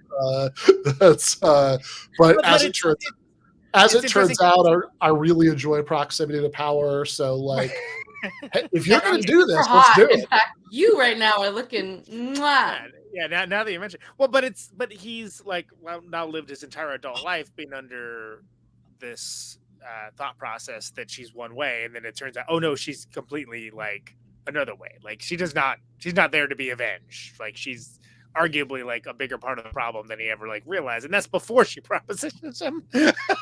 Exactly. She's like, oh, you thought I was crying? That's so cute. I was laughing. I thought it was hilarious. Also, I ordered for your killing. That's weird that didn't really work out. I was planning on having another son anyway to be the real heir. It's a good villainous exposition drop. Like as far as like end level, just to use Ryan's video game analogy, like exposition drop, where you're just like, oh, you get it all right there. Okay, so wow. I don't know. Yeah. Then it became a little bit like Back to the Future, where I'd expect him to say, "Oh, my mom's got the hots for me." Exactly. He was thinking it, but he didn't have the lexicon to articulate it that way. Yes. Yeah. Shock than anything else. But I mean, you think about this guy that, like, whether or not you agree with his mission and his modus operandi, that he's lived his entire adult life, like, thinking that that's like one of like his end goals of justice is to like avenge, right? So it's like, but it implies that like he spent all these years just doing his like Viking CrossFit and like raping and pillaging, and then Bjork was like, "Dude, you got to go back to your original mission. Remember what your dad said?" So she kind of kicked his ass in gear. I think there was a while where he was just doing his own thing. Yeah, well, he does say. I mean, that's true. He also does say many times in this movie that he's like never felt anything but hate. He's been so consumed by hate his entire life, because what happened to him. So it's like even if there was some mission creep there for a while, it always, it seems like there was always at least some back burner thought of like, okay, but like I'm gonna like go around to like villages of people who are just living their lives and rip their throats out with my teeth for a while, but like eventually I got to get to the revenge. It's almost yeah, exactly. If that was his like CrossFit, then he's training for the Olympics or the strongman, I guess. But that's what every guy says until they meet a Slavic earth witch, and she just steals their heart with some mushroom. That's true. Just last thing on this, if you think about it, his mission and his whole thing is very close to Inigo Montoya and Princess Bride. If only one of them had 6 fingers, that could really bring it full circle. Nice. Well, he was hateful because he was an incel. That's. I'm still doing the alt-right reading of this movie. That's good. Yeah. It's a good reading of the movie. It's a relevant reading of the movie. I think. Bring that discourse back. This is not a happy thought. I don't think that any of those guys are incels. I wouldn't worry about that.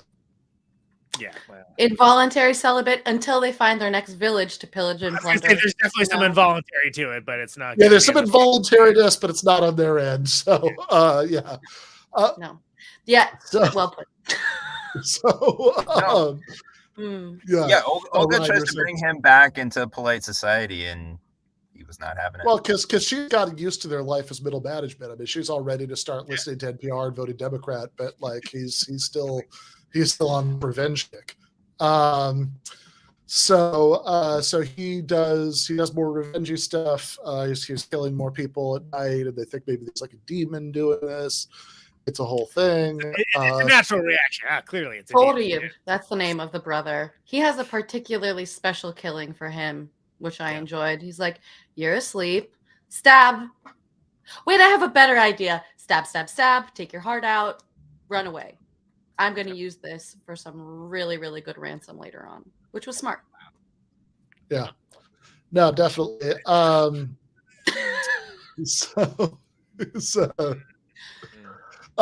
So he has so he's killed. He sort of more or less is put in a situation where he there are a few steps to this. I don't want to skip over them, but he has they're going around. They're like, okay, we're done with this. We're going to start doing the only thing left in our toolbox of options that are extremely limited set of responses that we can think of, and just start randomly killing slaves. See if that does anything. And then at that point, Amleth reveals himself to save Olga. There's a little sequence here that's a little bit like the climax of Django Unchained, where he's sort of goes down fighting the N-word just constantly. No, just, not that. Constant. Not that. And it's weird because it's like, okay, a Django, I can accept it for historical veracity, but it's like literally nobody even knew that black people existed in this. Like, how do they have that word? It's very weird. Very prescient white supremacy Exactly. for those Vikings. It's like I would think all their prejudice would be against Slavs, but You're right. Turns out, yeah. Oh, we forgot the part where Olga is like, let me make some super tasty Slavic stew for everyone. Oh yeah. Oh, the magic mushroom. The magic mushroom soup, where you're like dropping into a K-hole, looking at your hand a little. Yeah, we've all been there. You get a little too deep and you start stabbing yourself in the throat over and over and over again. Average Tuesday. The cute thing is that they were actually blaming like female gods who are kind of like fates, like the Norn. They bring up the Norn a couple times, who are like the fates in Greek mythology. But the Desir, I think that they're called. They're like, well, looks like everyone is just been taken over by evil goddess witches who are killing them. And we're gonna have to put out some posts. But I like that part of the movie because it was like a really nice moment of alliance between the two of them. Mm-hmm. She got to use her cunning and her baking skills. Yes. Yes. Bake Off. The Great Nordic Bake Off. Russians love mushrooms. They're really good at foraging and making soups that make you freak out and commit suicide. Yeah. Delicious. Delicious. So Amleth is captured. Well, actually, before he's captured, we should say he's sort of put in a position where because he initially stated that he doesn't believe in killing women, which I'm not sure. I think this might be a new principle for him, given what we saw he was up to before. But it didn't seem to bother him before. Yeah, it seemed to be fun. Like, I'm done with the berserker. I'm no berserker anymore. I'm Viking Dranger. I have honor. Well, it was a different part of my life. I moved past that. We regret the error. Yeah. Exactly. Yeah. So, but he's put in a position where he sort of has to kill his mom and his half brother, and then he takes out the half brother's heart, and then. Which is why his uncle, when he captures him, doesn't immediately kill him because he's going to try to torture him until he reveals where the heart is. And then a bunch of, I guess, Odin sends a bunch of ravens to free him from his captivity, and then he escapes with Olga. They're on a ship. They're gonna like go to. There's like some kinsfolk of his that are going to take them in somehow. I wasn't totally clear on this part, but anyway, they've got destination. They're going to be okay. Orkney. Yes. You're They're drinking getting out of scotch. Dodge. Is your scotch from Orkney? Because then that would actually put you back into it being, thematic. Orkney was a Scottish isle that was also used as like a jumping off point for Vikings on all of the raids further south. And we're supposed to believe that initial island, Hrafsni, is somewhere near Orkney and not actually in Iceland where it is. He's like, well, we can escape there because I have my people there. Orkney's technically an archipelago. Sorry, I hate to do that to you, as we've established. You do that. No, I love that. Thank you. You're cartography goddess. A set of islands in Scotland, as Conan has pointed out. Actually, there we go. But they do have some lovely whiskeys if you're not so into the peated thing, but you still like that salty brininess. Nice. Highly recommend. That's the place. Sounds good. I do like the peaty thing, but salty brininess without peat still sounds worth checking out. Okay, so in the so they're on their way to Orkney. They have this really, this really good talk, kind of go deep, and he's like, I'm really into you. Maybe I could chill with this revenge thing after all. That's, maybe we could just live our lives. And then she's like, oh, by the way, I'm pregnant. He's like, back to revenge. No, but it's good. He does that thing where he touches her and has this like weird flashback post nasal LSD drip like from earlier in the movie with that hanging tree, Yggdrasil. And at the very top, he sees two children, a boy and a girl. But the girl is the one that's got all of the crown and, regal action. And it's clearly some sort of callback to that maiden king that the seer mentions. And honestly, I tried to kind of look in to see who this might be referencing, if it's somewhat historical or not, and I really couldn't figure it out. But clearly, like, the female is going to be the more important one among the two of him. And he has this moment where he's like, I have kids now, and someone's going to come and kill them unless I kill all of the kids belonging to the guy who I need to avenge. So he's actually like drawn back into this inescapable fate. He wants to cut the thread of his fate. But there's definitely a small moment where you're like, oh, maybe we can just be hot people chilling out together in a safe location. Nope, that's not going to happen. That would be way too Hollywood. Yep. That moment was pretty Hollywood anyway. And he's like, I just want to breaststroke again. Just got to get back in that water. I want to get my laps in. Yeah. Absolutely.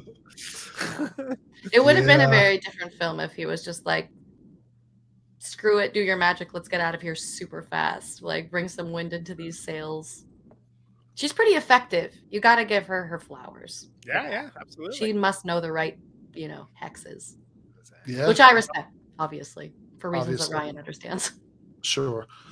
And I should also say I messed up the chronology here, I guess, a little bit, but anyway, whatever. So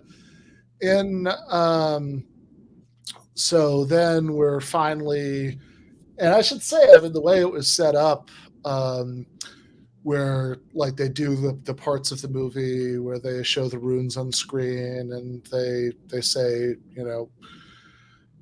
like the sort of structure of it that, that like we start out at, I don't know, wherever this place is, that's North Atlantic. That's what they say. Yes. Yes, they start out in the NATO fortress, and then he's off. He's off doing the berserker stuff, and then there's the thing where the runes say Iceland. That it sort of felt like the rhythm of this was okay. This is like Iceland. This is like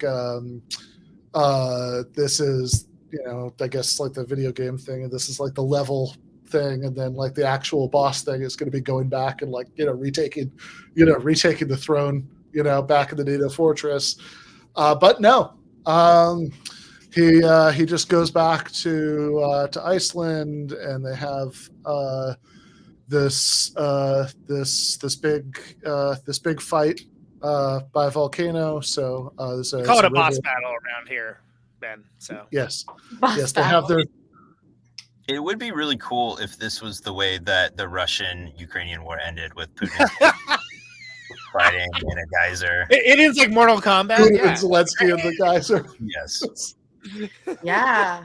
sure. Yeah, what we have to do is bring Putin and Zelensky to Iceland and wait for that volcano with the completely unpronounceable name to go off so that all air travel just stops. You know, that's like how you get a no-fly zone.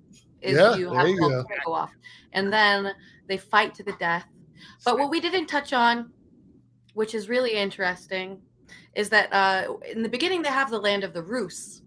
And many of you may not know that the Rus were actually a Swedish people that went down and raided throughout the European continent. Sorry, fly. And then they eventually sort of adopted Slavic nature. They had their own pagan beliefs, but adopted Eastern Orthodoxy. And you have Vladimir the Great of the Kievan Rus, who really sets up Russia/Ukraine. He's very important to both sides. Putin uses him, but Zelensky uses him as well. I've seen some very strange things on Twitter, honestly.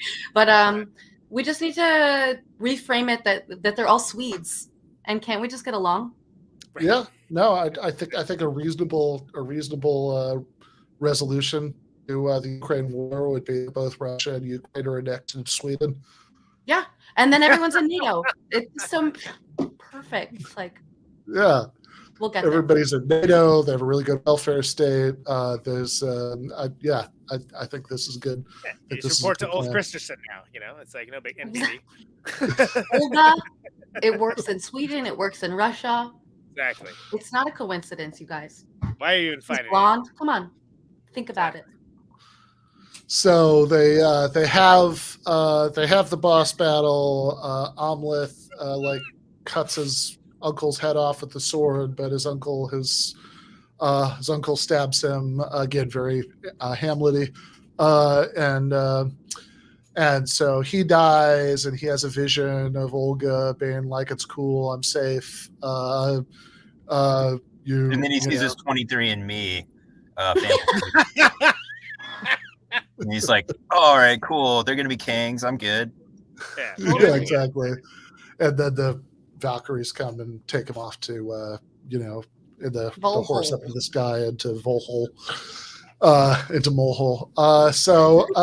And then that's the movie. Right. It was a beautiful conclusion of like, your uncle chops off your dad's head. Yeah. You chop off his head. Yep. He slices you, but the thread of fate has been cut, just as you wanted, and your wife and children are safe. They somehow aged very quickly. I don't really think that like more than 9 months have passed, but I guess he had a vision of the future, which is something that you get if you are a super cool guy, like we said before, doing cool guy things, but not taking part in witchcraft, in which case your masculinity comes into question. You should never seek the wisdom of witches, but you should accept it, which is something that was said earlier too. Yeah. That's the base respect for women that you have. That's the only respect for women you have in the movie, maybe. Right. Sure. Sounds about right. It's a pretty dude rock movie, frankly. Yeah. Well, the witch was like, a lot of the ladies at the Verso Loft in Brooklyn doing witchy stuff, and this was probably the dudes in the Verso Loft. I feel like no, this wasn't the witch was set at the Verso Loft. This is like a Chapo show at the Bell House. Nice. Upper management. Yeah, exactly. Are you talking about the Vavitch? Yeah. Thank you. So confusing. Yeah, thank you. I didn't know what you're talking about. Good correction. Yeah. Yeah. So well, on that subject, right? So we kind of got at least part of Conan's. So what's where does everybody? I'll hear everybody's. I know Ryan and Jordan are going to be talking Lighthouse with me next Sunday, but everybody's seen that one, right? So yeah, and no, so yeah. I want to hear everybody's Eggers rankings. Like where does the Northman fall in your evaluation of the entries into the Eggerverse? Go on, Ryan. You saw the Northman the most recently, freshest in your mind. Actually, first, before I do the rankings, I want to say that it was interesting to watch the newest Thor movie, the new Marvel Love and Thunder, right before this, because you have like this Norse mythology, but in Marvel, he's just like this goofy bro who is super strong, but he just loves Natalie Portman, and his brother's kind of crazy. And then this is like the opposite, it's like super metal Norse death destruction. So this movie was a lot better than I actually liked the first the Thor Ragnarok. I actually thought Ragnarok's great. I liked Ragnarok a lot. I mean, for my money, that's like by far the best Marvel movie. Yeah, but it was too much this time. So my rankings then would be, The Witch 1, The Northman 2, The Lighthouse 3, and then Thor. Wow. You're just throwing in Thor Love and Thunder into your rankings. Okay, interesting. Jordan? That's interesting indeed. I probably am slightly different than everyone here. I would say I like The Lighthouse best. Mm-hmm. I like The Witch second, and The Northman third. I have several bones to pick with it. Absolutely highest production value. Clearly, you have the bigger budget here. It's a lot more ambitious, I think, in a lot of ways. But there's things about it that make it feel like it's like slightly two different films, or the more abstract parts with the visions and hanging from the tree. That almost deserves to be its own thing entirely. Yeah. And the saga aspects of like the history of this area tying together with Hamlet and all sorts of other Norse sagas, like it could have been done in a much more sober way, which is to say without maybe psychotropic mead, but together I think it's like a cool movie. It's very entertaining, no doubt about it. I'm not sure it had to be 2 hours and 15 minutes long, and if it weren't, then maybe you would have moved a little bit more of the information about the mom up sooner and invested slightly more time into the way that his plan changes after. But I did really enjoy it. There's clearly a bunch of inspiration that's been taken from Norse mythology as much as we understand it. We didn't even talk about the Viking funeral that they did have, which was something to behold. And honestly, as far as things go, not so far off from a lot of our understanding of how these things went, including the ritual sacrifice of that really sad singing woman. She knew what was coming. She probably volunteered, which is the saddest part. But I don't know. I thought that this was a really fun movie, but in a film lovers kind of universe, I appreciate The Lighthouse more, and the questions that are raised in The Witch are fascinating. It's a lot of not showing and not telling and making you guess a little bit more about the darkness. But this was really cool. And if this is going to be the level of the Rasputin film, then that's going to be really fun to watch too, no doubt. Yeah. And I don't know. I don't watch any of these Marvel films. I'm really sorry. I did watch that first Thor one. And I do not have to do a ranking of Thor Love and Thunder. No, he's not coming in. But his reaction to coffee was cute. Like, yeah, okay, we all like coffee. Yeah, I actually, I unfortunately, well, actually, I haven't seen Thor Love and Thunder, but unfortunately, I did see all the other Thor movies, which other than Ragnarok are all dog shit. They're awful movies. They're some pretty dire like which is part of why I like Thor Ragnarok so much. Like, oh, this is a good movie, man. They can do those if they wanted to. But yeah, I'm actually on the Eggers verse. I'm with Jordan. This is, I think I liked the Northman maybe more than she did, but like the relative rankings would still be the same for me. Like I'm okay. I actually had the thought when I was watching it. It's like I'm fine with this being over 2 hours. which is usually I'm somebody who I mean it's one of the reasons I like horror movies. I think 90 minutes is about as long as movies should be. Yeah. If you want to be 3 hours, you should be the fucking Godfather. You shouldn't be 3 hours. Like that's a really high bar to earn that. And yeah, like, how does the Batman justify its freaking running time? Anybody? Yeah, exactly. I know a lot of people like that movie, but I'm sorry. Like during drive my COVID, car, you or not. During COVID, I was like, I want to watch 3-hour films exclusively and just see what I get into. And I found some really weird but really, really good things. Mostly like on the Criterion channel. I'm a little bit of a snob, but I can watch stuff too. But it is like, I mean, like what Conan was kind of pointing to is people like it. I don't know. I just feel like Hollywood in 2022, like they just give out that 3-hour running time like it's nothing. Like it's like, oh yeah, sure. You want 3 hours to do your shitty comic book movie? No problem, take it. You know, it's like, no, you really got to earn that. Frankly, as far as I'm concerned, you have to earn 2 hours. But it's like, no, I was enjoying this enough, and you know, I didn't mind the running time. It was a lot of fun. I will watch it again. But yeah, the Lighthouse was my favorite, and the Vivitch is in between for me. I mean, I have you know, like this was definitely the most straightforward of those three movies. Like as much as there was a sort of aspect of it, I mean, like Jordan was kind of pointing to, that sort of wants to be like, you know, Norse Tree of Life or something. There's a that like, you know, that it's still the basic structure of the movie. It's Northman, yeah. You know, the basic amazing, but look amazing. Sure, yeah. You know, the basic structure of the movie is like pretty straightforward. As a narrative function, it's pretty straightforward. I mean, for me, I'm very much Northman first, then the Vivitch, then the Lighthouse. Lighthouse seems, by all accounts, a product for me. Like I love talking, small scale, people like acting, working with each other, like real emotion, et cetera, et cetera. I mean, one of my favorite movies is My Dinner with Andre, right? But then by the same token, I don't know, this one works for me. This one, like, I think this one, it is ultimately a pretty straightforward tale, but I think it works. It is too long. I don't know what exactly I'd cut out. Unlike Jordan, who basically was like, "Hey, Eggers, this is apparently your first draft. I got notes for you." You're very specific on that. And I appreciate that about you. I like the mix of the mystical and fantastic and the more historical stuff. I think that actually is what makes it more interesting than like a Gladiator or something. And I think this is just this generation's Gladiator. Yeah.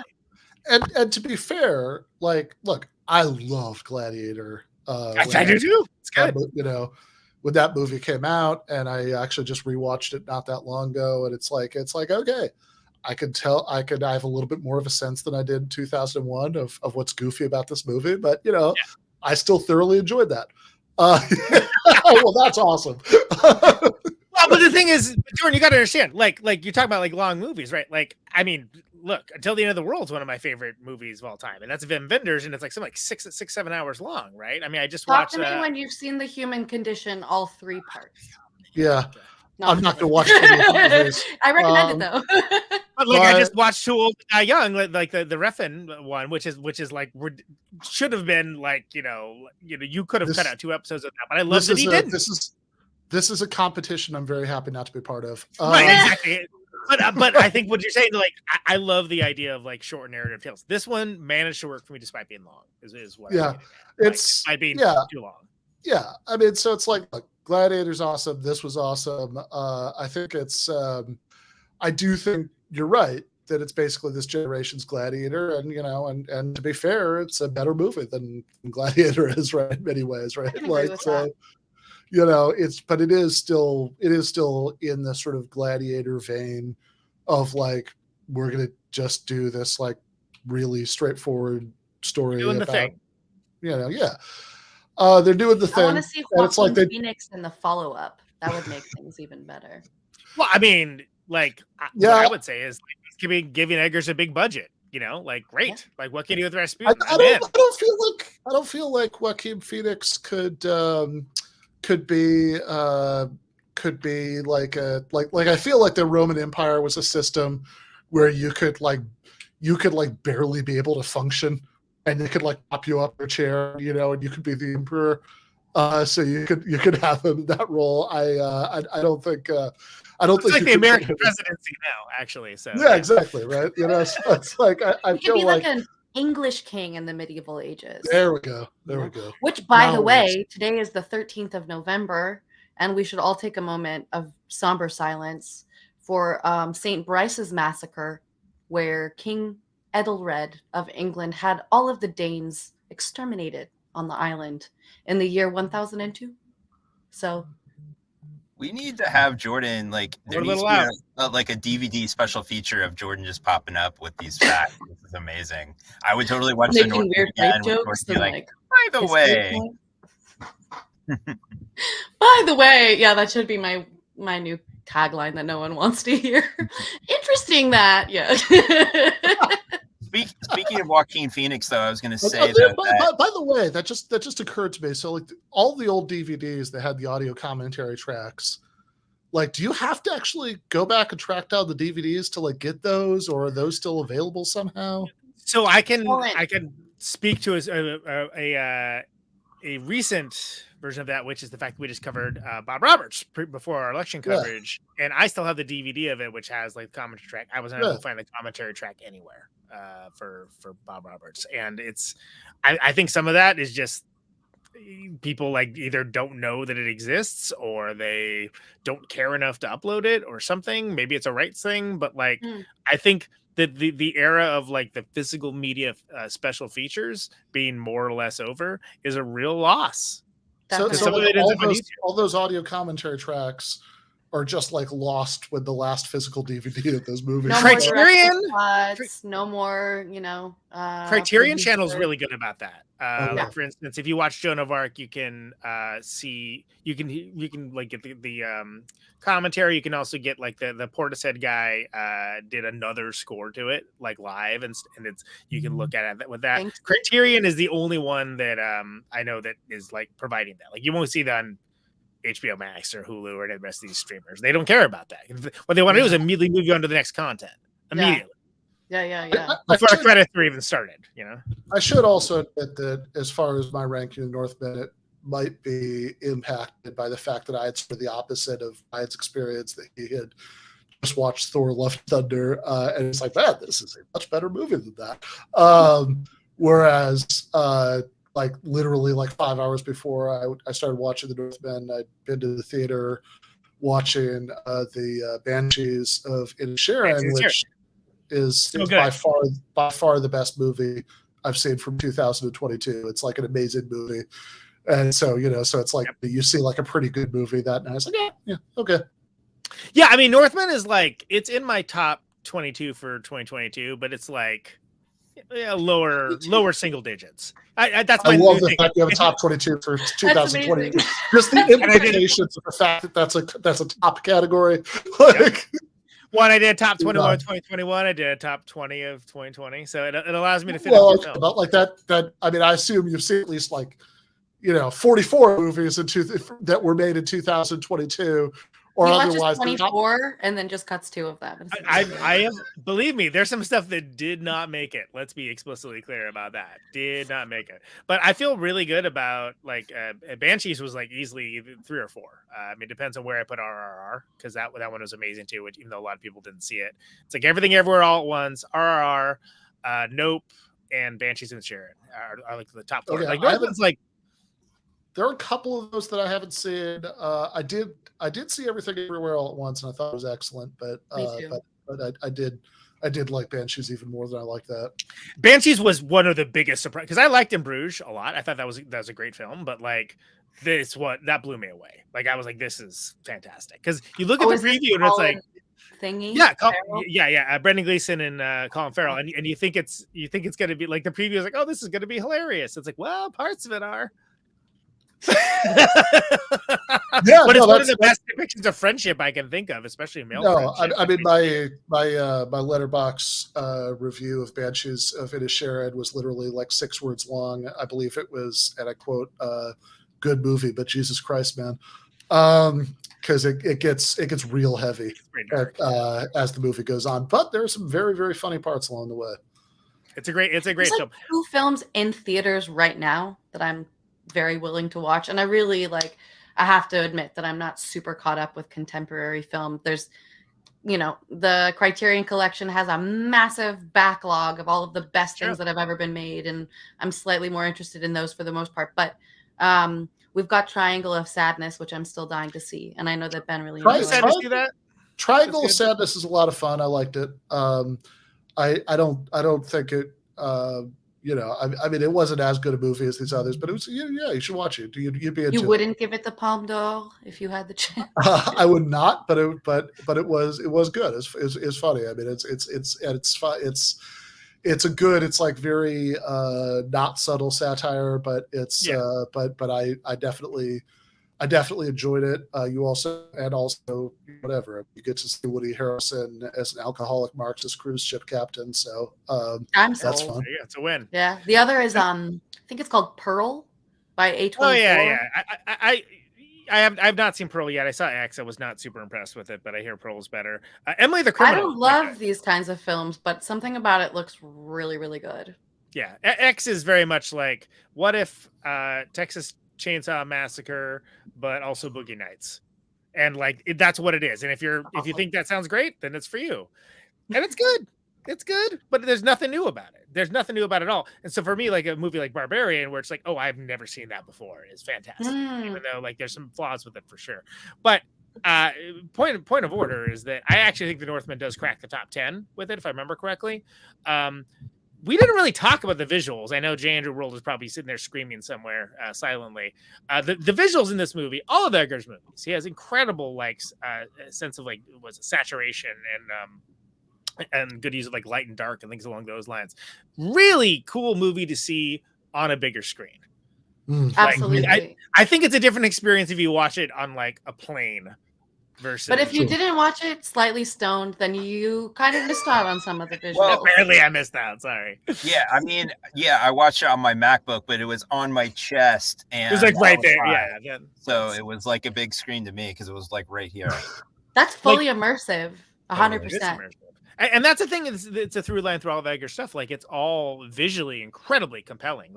Even with the lighthouse, the starkness, with all the black and white, and the feeling of enclosed space you have, where it's you feel the claustrophobia between their interactions and stuff. It's it's great. He's great with that kind of stuff. And I don't of the ranking of the three, I like Northman the most. I don't think it's his best work. I think his best work is still to come. Well, they didn't skimp on those panoramic shots here. There was a lot of really, really beautiful scenery and landscape, which is funny because in terms of content of Norse mythology, skaldic poetry, all of this stuff, they barely talk. They don't even talk about the Northern Lights, which is something that's been going on forever. It's just kind of taken for granted. But there's always been a huge interest in the interpersonal relationships, and they're kind of daytime drama telenovelas for back in the day. So I appreciated that much. I think that they did a pretty good job with that kind of thing. But even just in black and white, Lighthouse is visually a lot more engaging to me than this. But it's also a very different kind of film. I mean, it's also a very different kind of film too. Oh, absolutely, no doubt about it. But if you didn't know a little bit about the Tree of Life or Odin hanging himself, to sacrifice himself to himself and all of this stuff, then I feel like a lot of the more abstract visuals that you have in this movie are too fast to really understand what's going on. It was the second watch that really brought a lot of it, more to the forefront of my mind of what was meant. And that's with the closed captioning and everything kind of giving it away slightly more. But still, whooshing intensifies. Absolutely a Hollywood first class kind of film, no doubt about it. Yeah, no, definitely. Growlin continues. Yeah. Well, absolutely. I will absolutely watch this again, and I will enjoy watching it again. So yeah, no complaint about that whatsoever. Okay, let's move towards. Yeah, I do disagree with that, Jay, but I do recommend the movie Triangle of Sadness. So I'm gonna watch it, but it was between that or Banshees, and I made the correct call by going with Banshees. So. Yeah, for sure. Yeah, I've still got recognized out of the many less than 22 movies that were made in 2022 I've watched this year, then Banshees was the best of those. But I have watched more than 22, and believe me, that 22 is a very heavily authored list. I forgot to mention, I got recognized at the theater for Banshees, but for the podcast, which is sort of like that doesn't happen that often. Recognized is when you're recognized. You're recognized for rock and roll activities. Yeah, that's. Love I it. wish I could say Great I for coined that. one I didn't, but I definitely use it all the time. And yeah, and it was but Banshees was like, and I think like that. It's not a competition, right? But there's only Ryan. Do you ever get recognized? recognized. WRI. This is a better written joke than a spoken joke, I think. But I got where you're going. You know how it goes. Recognized.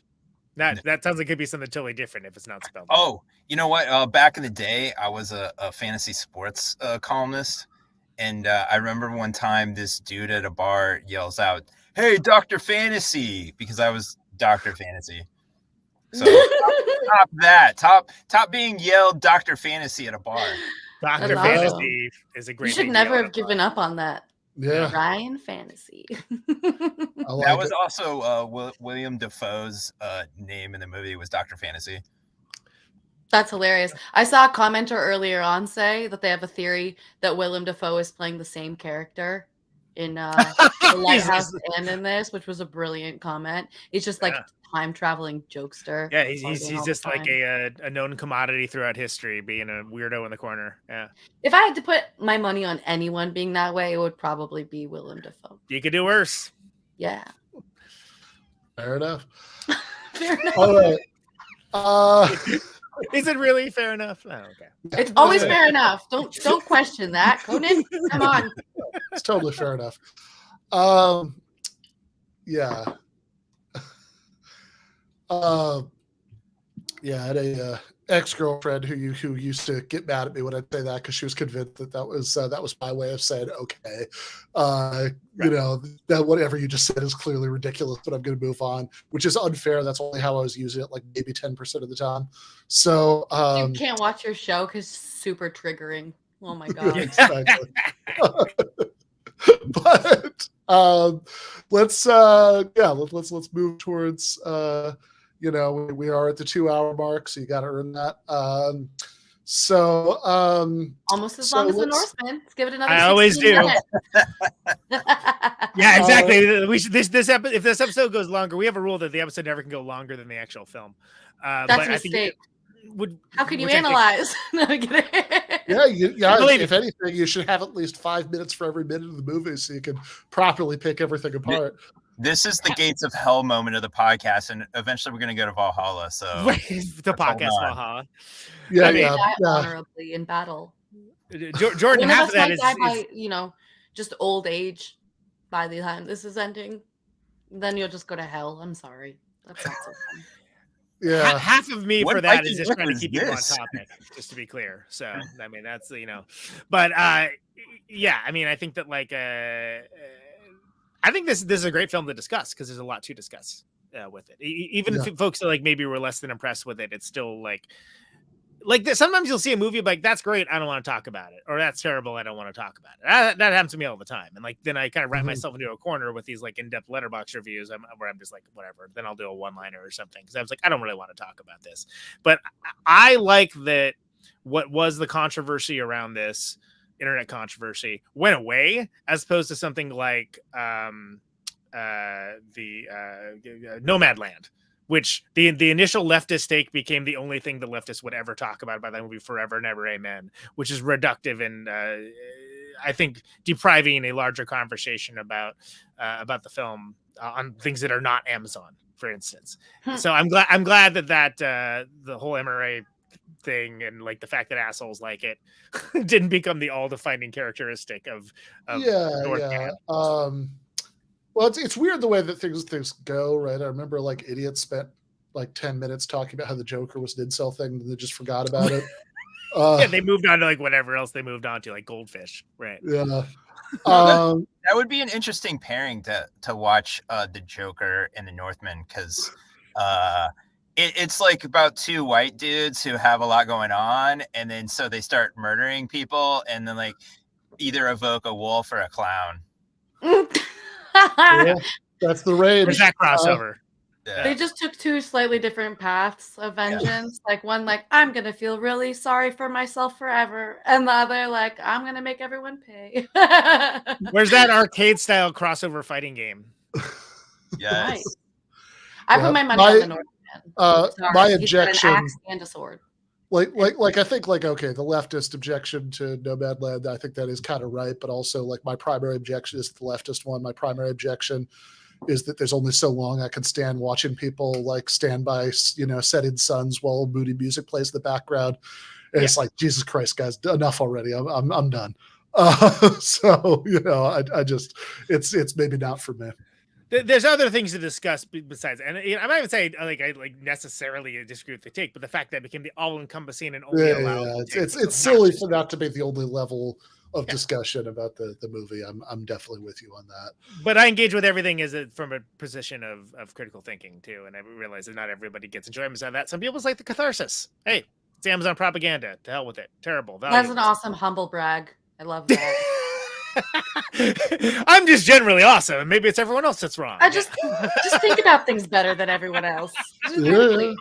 Listen, the thing about look, I have this problem where I have to actually think about things before I talk about the. Well, I know you people wouldn't understand.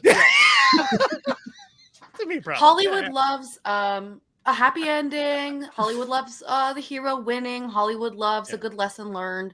But these are not things that you have in Norse mythology at all. Like it's tons of dream logic, things that just don't make sense that you have to kind of take for granted. Lots of drama, lots of the good guy losing and dying, and people mourning, and basically just like no allegorical value whatsoever. And so, if anything, the film was like somewhat, honoring that. You know what I mean? It's a little bit anti-hero, anticlimactic. You're not meant to love anyone in particular, except maybe Olga.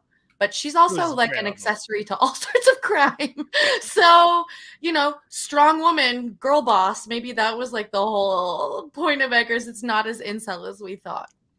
But also something the last thing I'd like to bring up is that as an allegory, it totally works because we're so far removed from Norse culture that it may as well be sci-fi. Yeah. It may as well be science fiction, right? Because we have as much in common with like the people in this movie in our modern life as we do with people from the far-flung future. Which is actually an interesting contrast with like Gladiator, because like all the Roman stuff, it's like it's alien for sure. Yeah. But it's also super familiar because there's all this cultural continuity. And here, even though it's more recent and with people who viewers are more likely, to be related to, it is nevertheless way, way, way more alien. Totally. Also, Roman history was written at the same time that it was happening. And you have this thing with Norse mythology that, all of this stuff was written down at least 200 years after, all of this was meant to be happening. Snorri Snorkelson is the one who starts writing the poetic Edda into prose Edda, and it's just like hearsay at this point. It's kind of like the stories that were passed down through the generations, but how any of the gods were worshipped or any of this was practiced is totally lost, and it just becomes myth and stories. It's kind of like how we have stories about Hercules, and you have a movie about Hercules, but it doesn't include how to properly sacrifice a lamb to Hercules. There's a lot of kind of like the crux of the issue that's gone.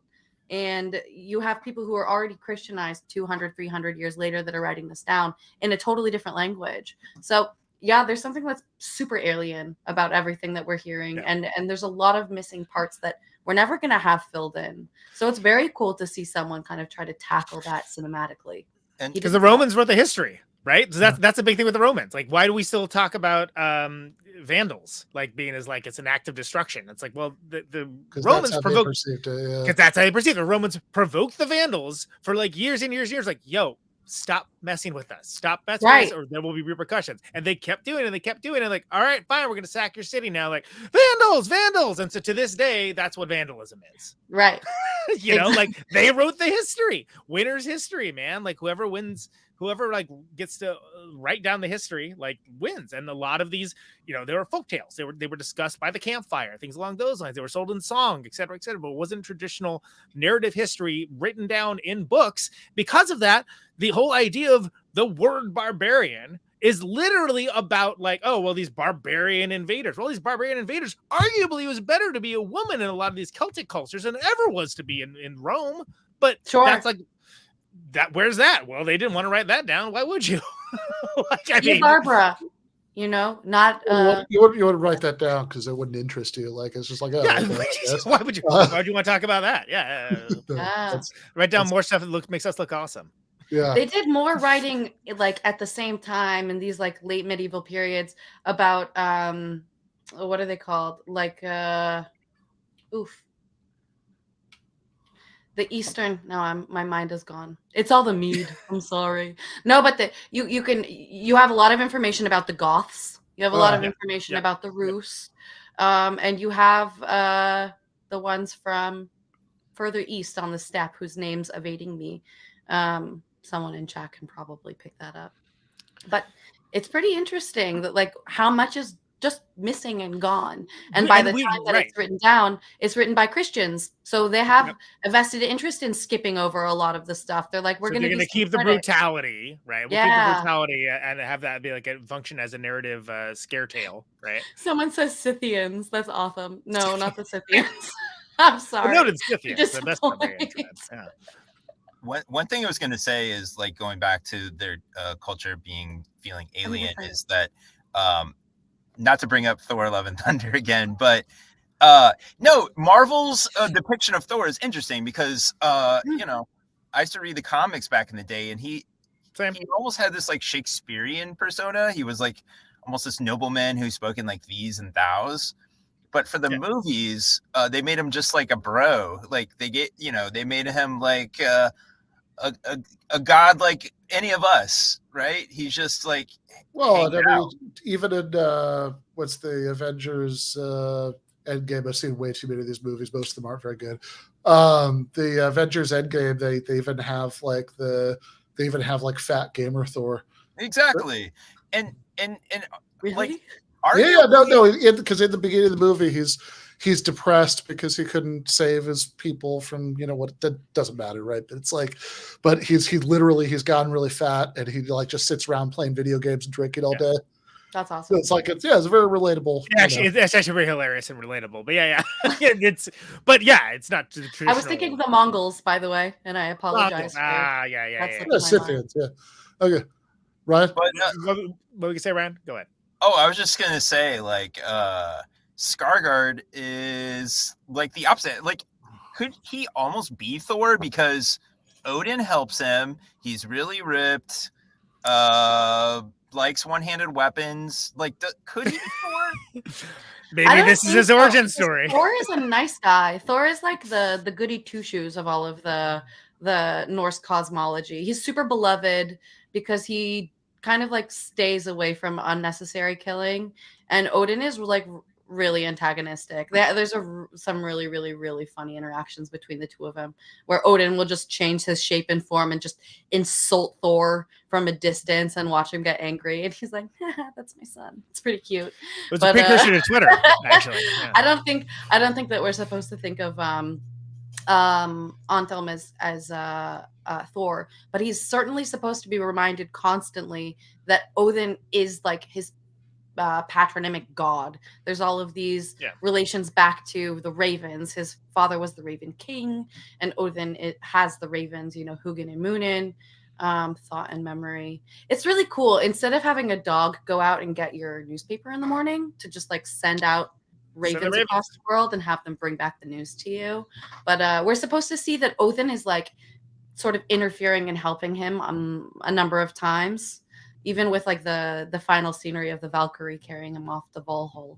So I think, and the brother, he references Frey as his god, who is actually like more the god of like farming and peace and whatever.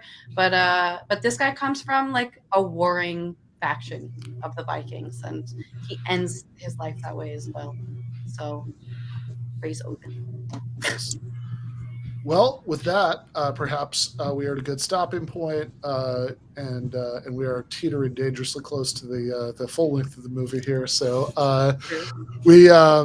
I should say there's no smooth transition to this, but Conan has a petition that he asked me to put a link to in the description for the stream, and so I have. If you scroll down, you should see that at the bottom. You want to just briefly say what that is? Pretty easy. The House Democrats, they do their leadership elections almost immediately after the election is complete, meaning right about now. And I have a resist bot petition thing that call for non-80-year-olds to be ruling the House. So basically, Clyburn, Hoyer, Pelosi all need to step aside. We're not trying to suggest alternatives. What we're doing is these go to the elected representatives, Democratic representatives, and we want everyone to state their preference for new blood, for people that are, can bring in new ideas, things along those lines. And it's very infuriating because these elections always happen very privately.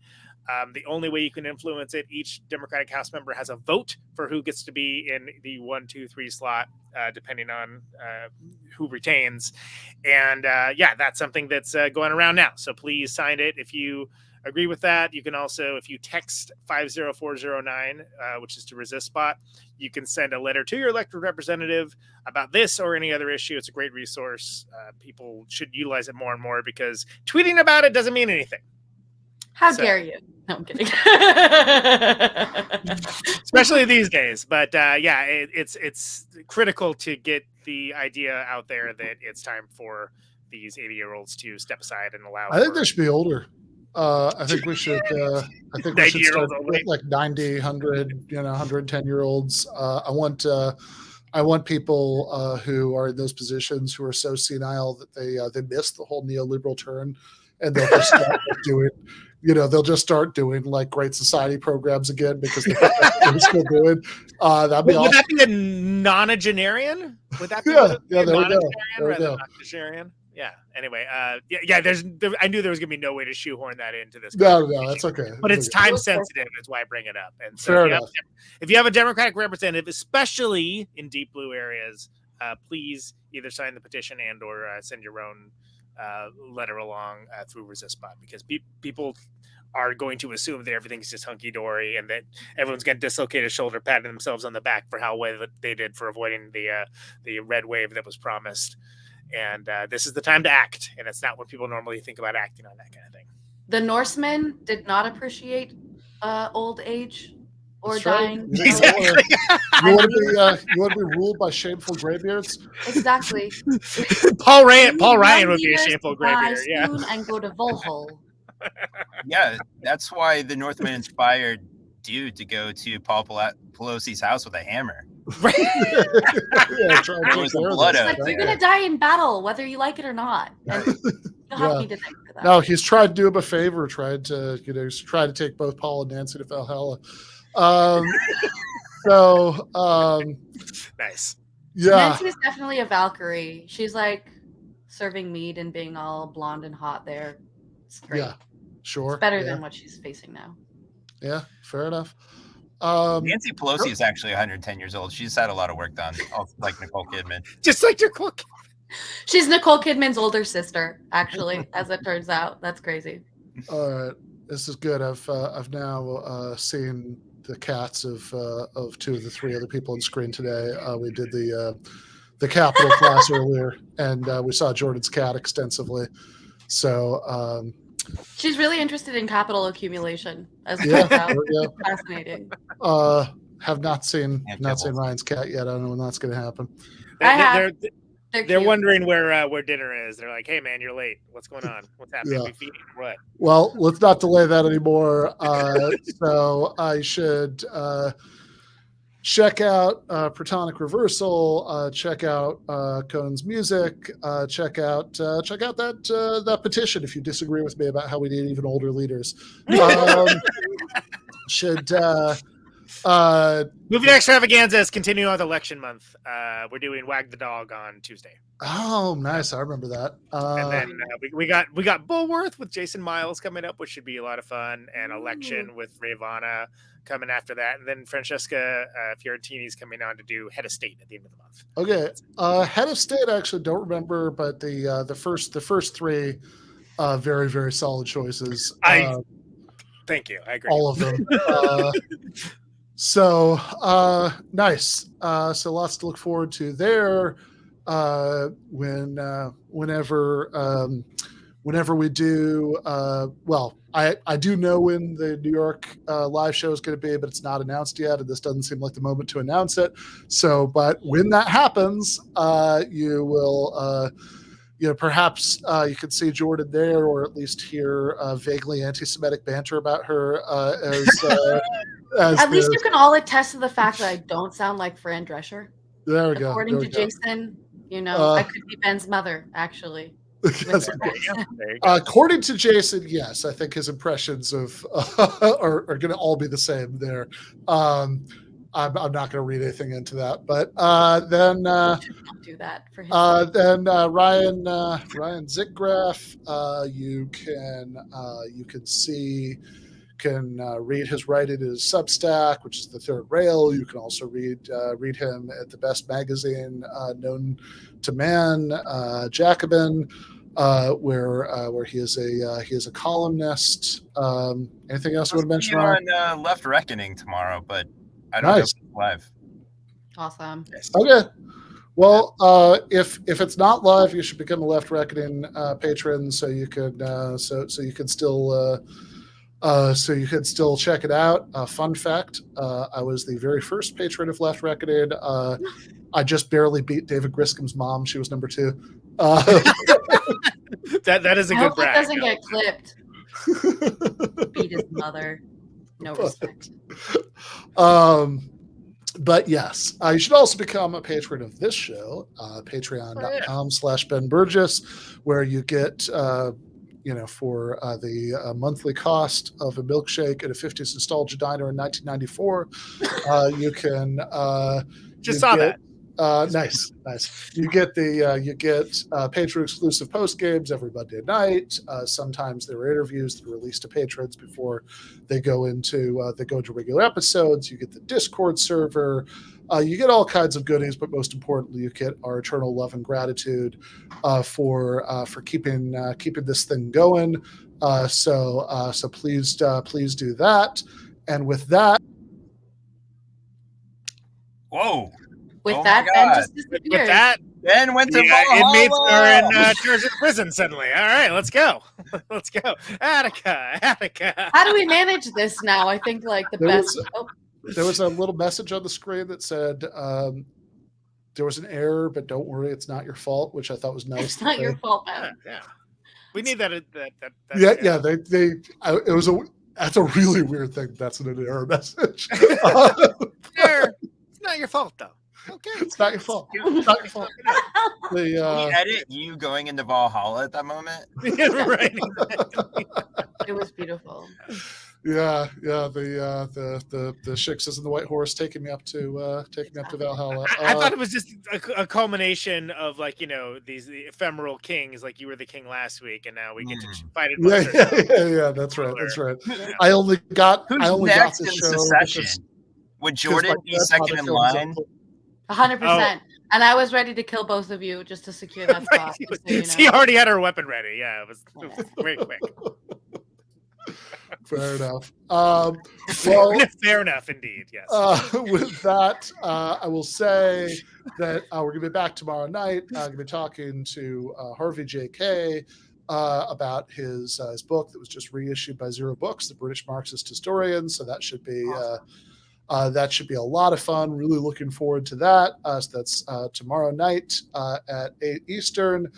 I will see people then. Thank you so much, all three of you. I'll be back with a couple of you next week for the Lighthouse. left is best.